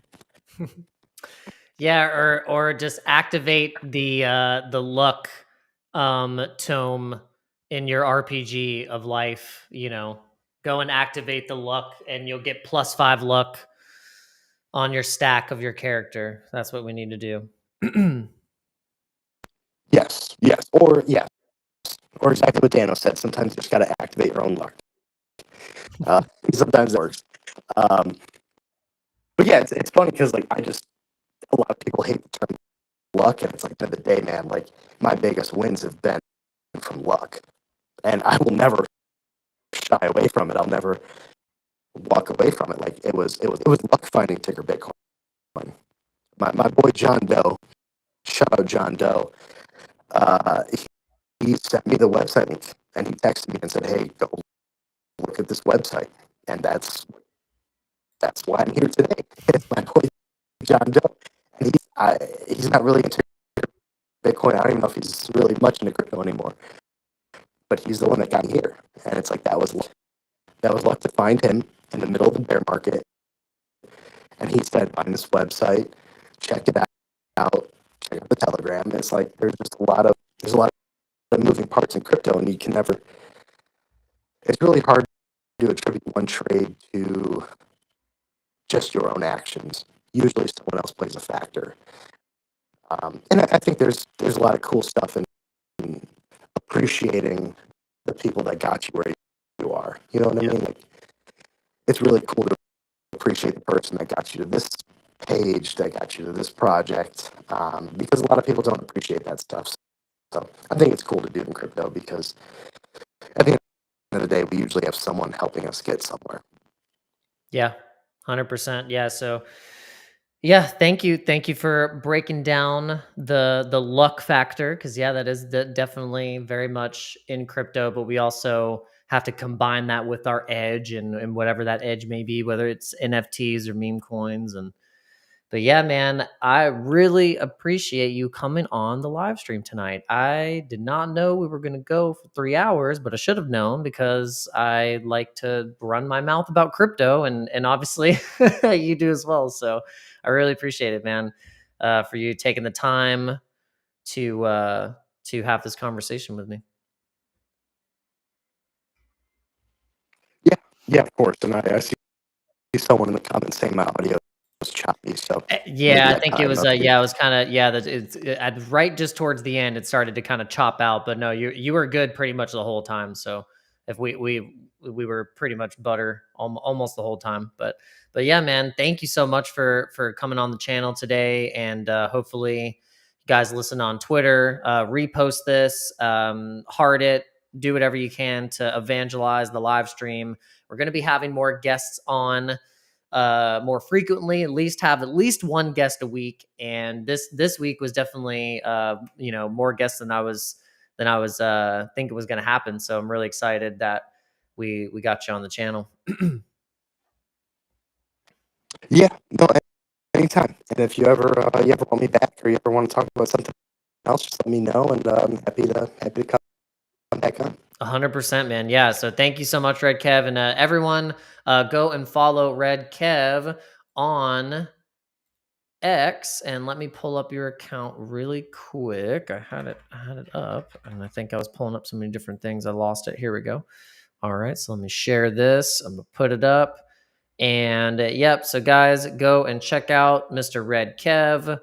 And I think you got your handle back, right? So you had the official at Redkev. So you guys can follow him there. And yeah, anything else you want to say? The leaving message. No, yeah, actually, I just got that handle, which is really cool. X is finally giving out old handles that weren't used, so I was able to get at Redkev. No, I just want to say, if you're in crypto, you're early. At the end of the day, you just have to make it through it. I think some people think early means, oh, I'm going to 10x overnight. Probably not. But if you surround yourself with the right people, if you talk to the right people, those Spurs are good people, they'll get you in the right direction. You'll find the right product, find the right coins, and then you just have to be able to hold at the end of the day. So understand the importance of holding. That would probably be my closing statement. But other than that, I appreciate you a lot, Dano. Thank you so much, Ron. Sounds like I'm seeing you in art battle would be awesome. Yes. Yeah. Yep. And Yep. anyone Yeah. listening, We'll if you're actually going to be at be art battle, meeting in person. That'll be super cool. yeah, no, I can't wait. So thank you so much. If you ever want me back on, please just let me know. I'm just a DM away. But great show. Thank you so much. And I love what you're doing. And yeah, just keep on doing it. Thanks, brother. I really appreciate it. All right. You have a fantastic night, my friend. Thank you. You too. All right. Peace. Okay. Oh my gosh. We had a nice little chat, 3 hours. Man, I bet my wife was like, gosh, you are just like a freaking marathon runner with that mouth. God, but luckily for her, it's not on her ears because they would be bleeding. So that's always the joke. But thank you guys so much for tuning in. I know we just went for a long time. It was almost like a Joe Rogan style live stream and podcast. And we'll just give a shout out to Redkev. Thank you so much for taking the time to just have a conversation with me and just kind of pick your brain about what's been going on with crypto Twitter. And just, we covered a bunch of different stories. We went into some lore, we went into some different coins. So hopefully you got whatever you needed out of this conversation. And if you did, make sure you share it with a friend of yours, share it with anyone that you would like to hear this information. But yeah, really appreciate you guys. Shout out to everyone who was tuning in on X and on YouTube. And make sure you evangelize this live stream because we are going to have more guests on more frequently. And we have some cool guests planned over the next couple of weeks. So make sure you tune in. And yeah. And also, if you want to directly support the live stream in any type of way, you can check out the links in the description. It's the best way if you want to support the channel. We don't have any private groups or paid groups or anything like that. You can just check out all of the links in the description. But yeah, I really appreciate you guys very much. Have a good rest of your night, and see you on the next one. Peace.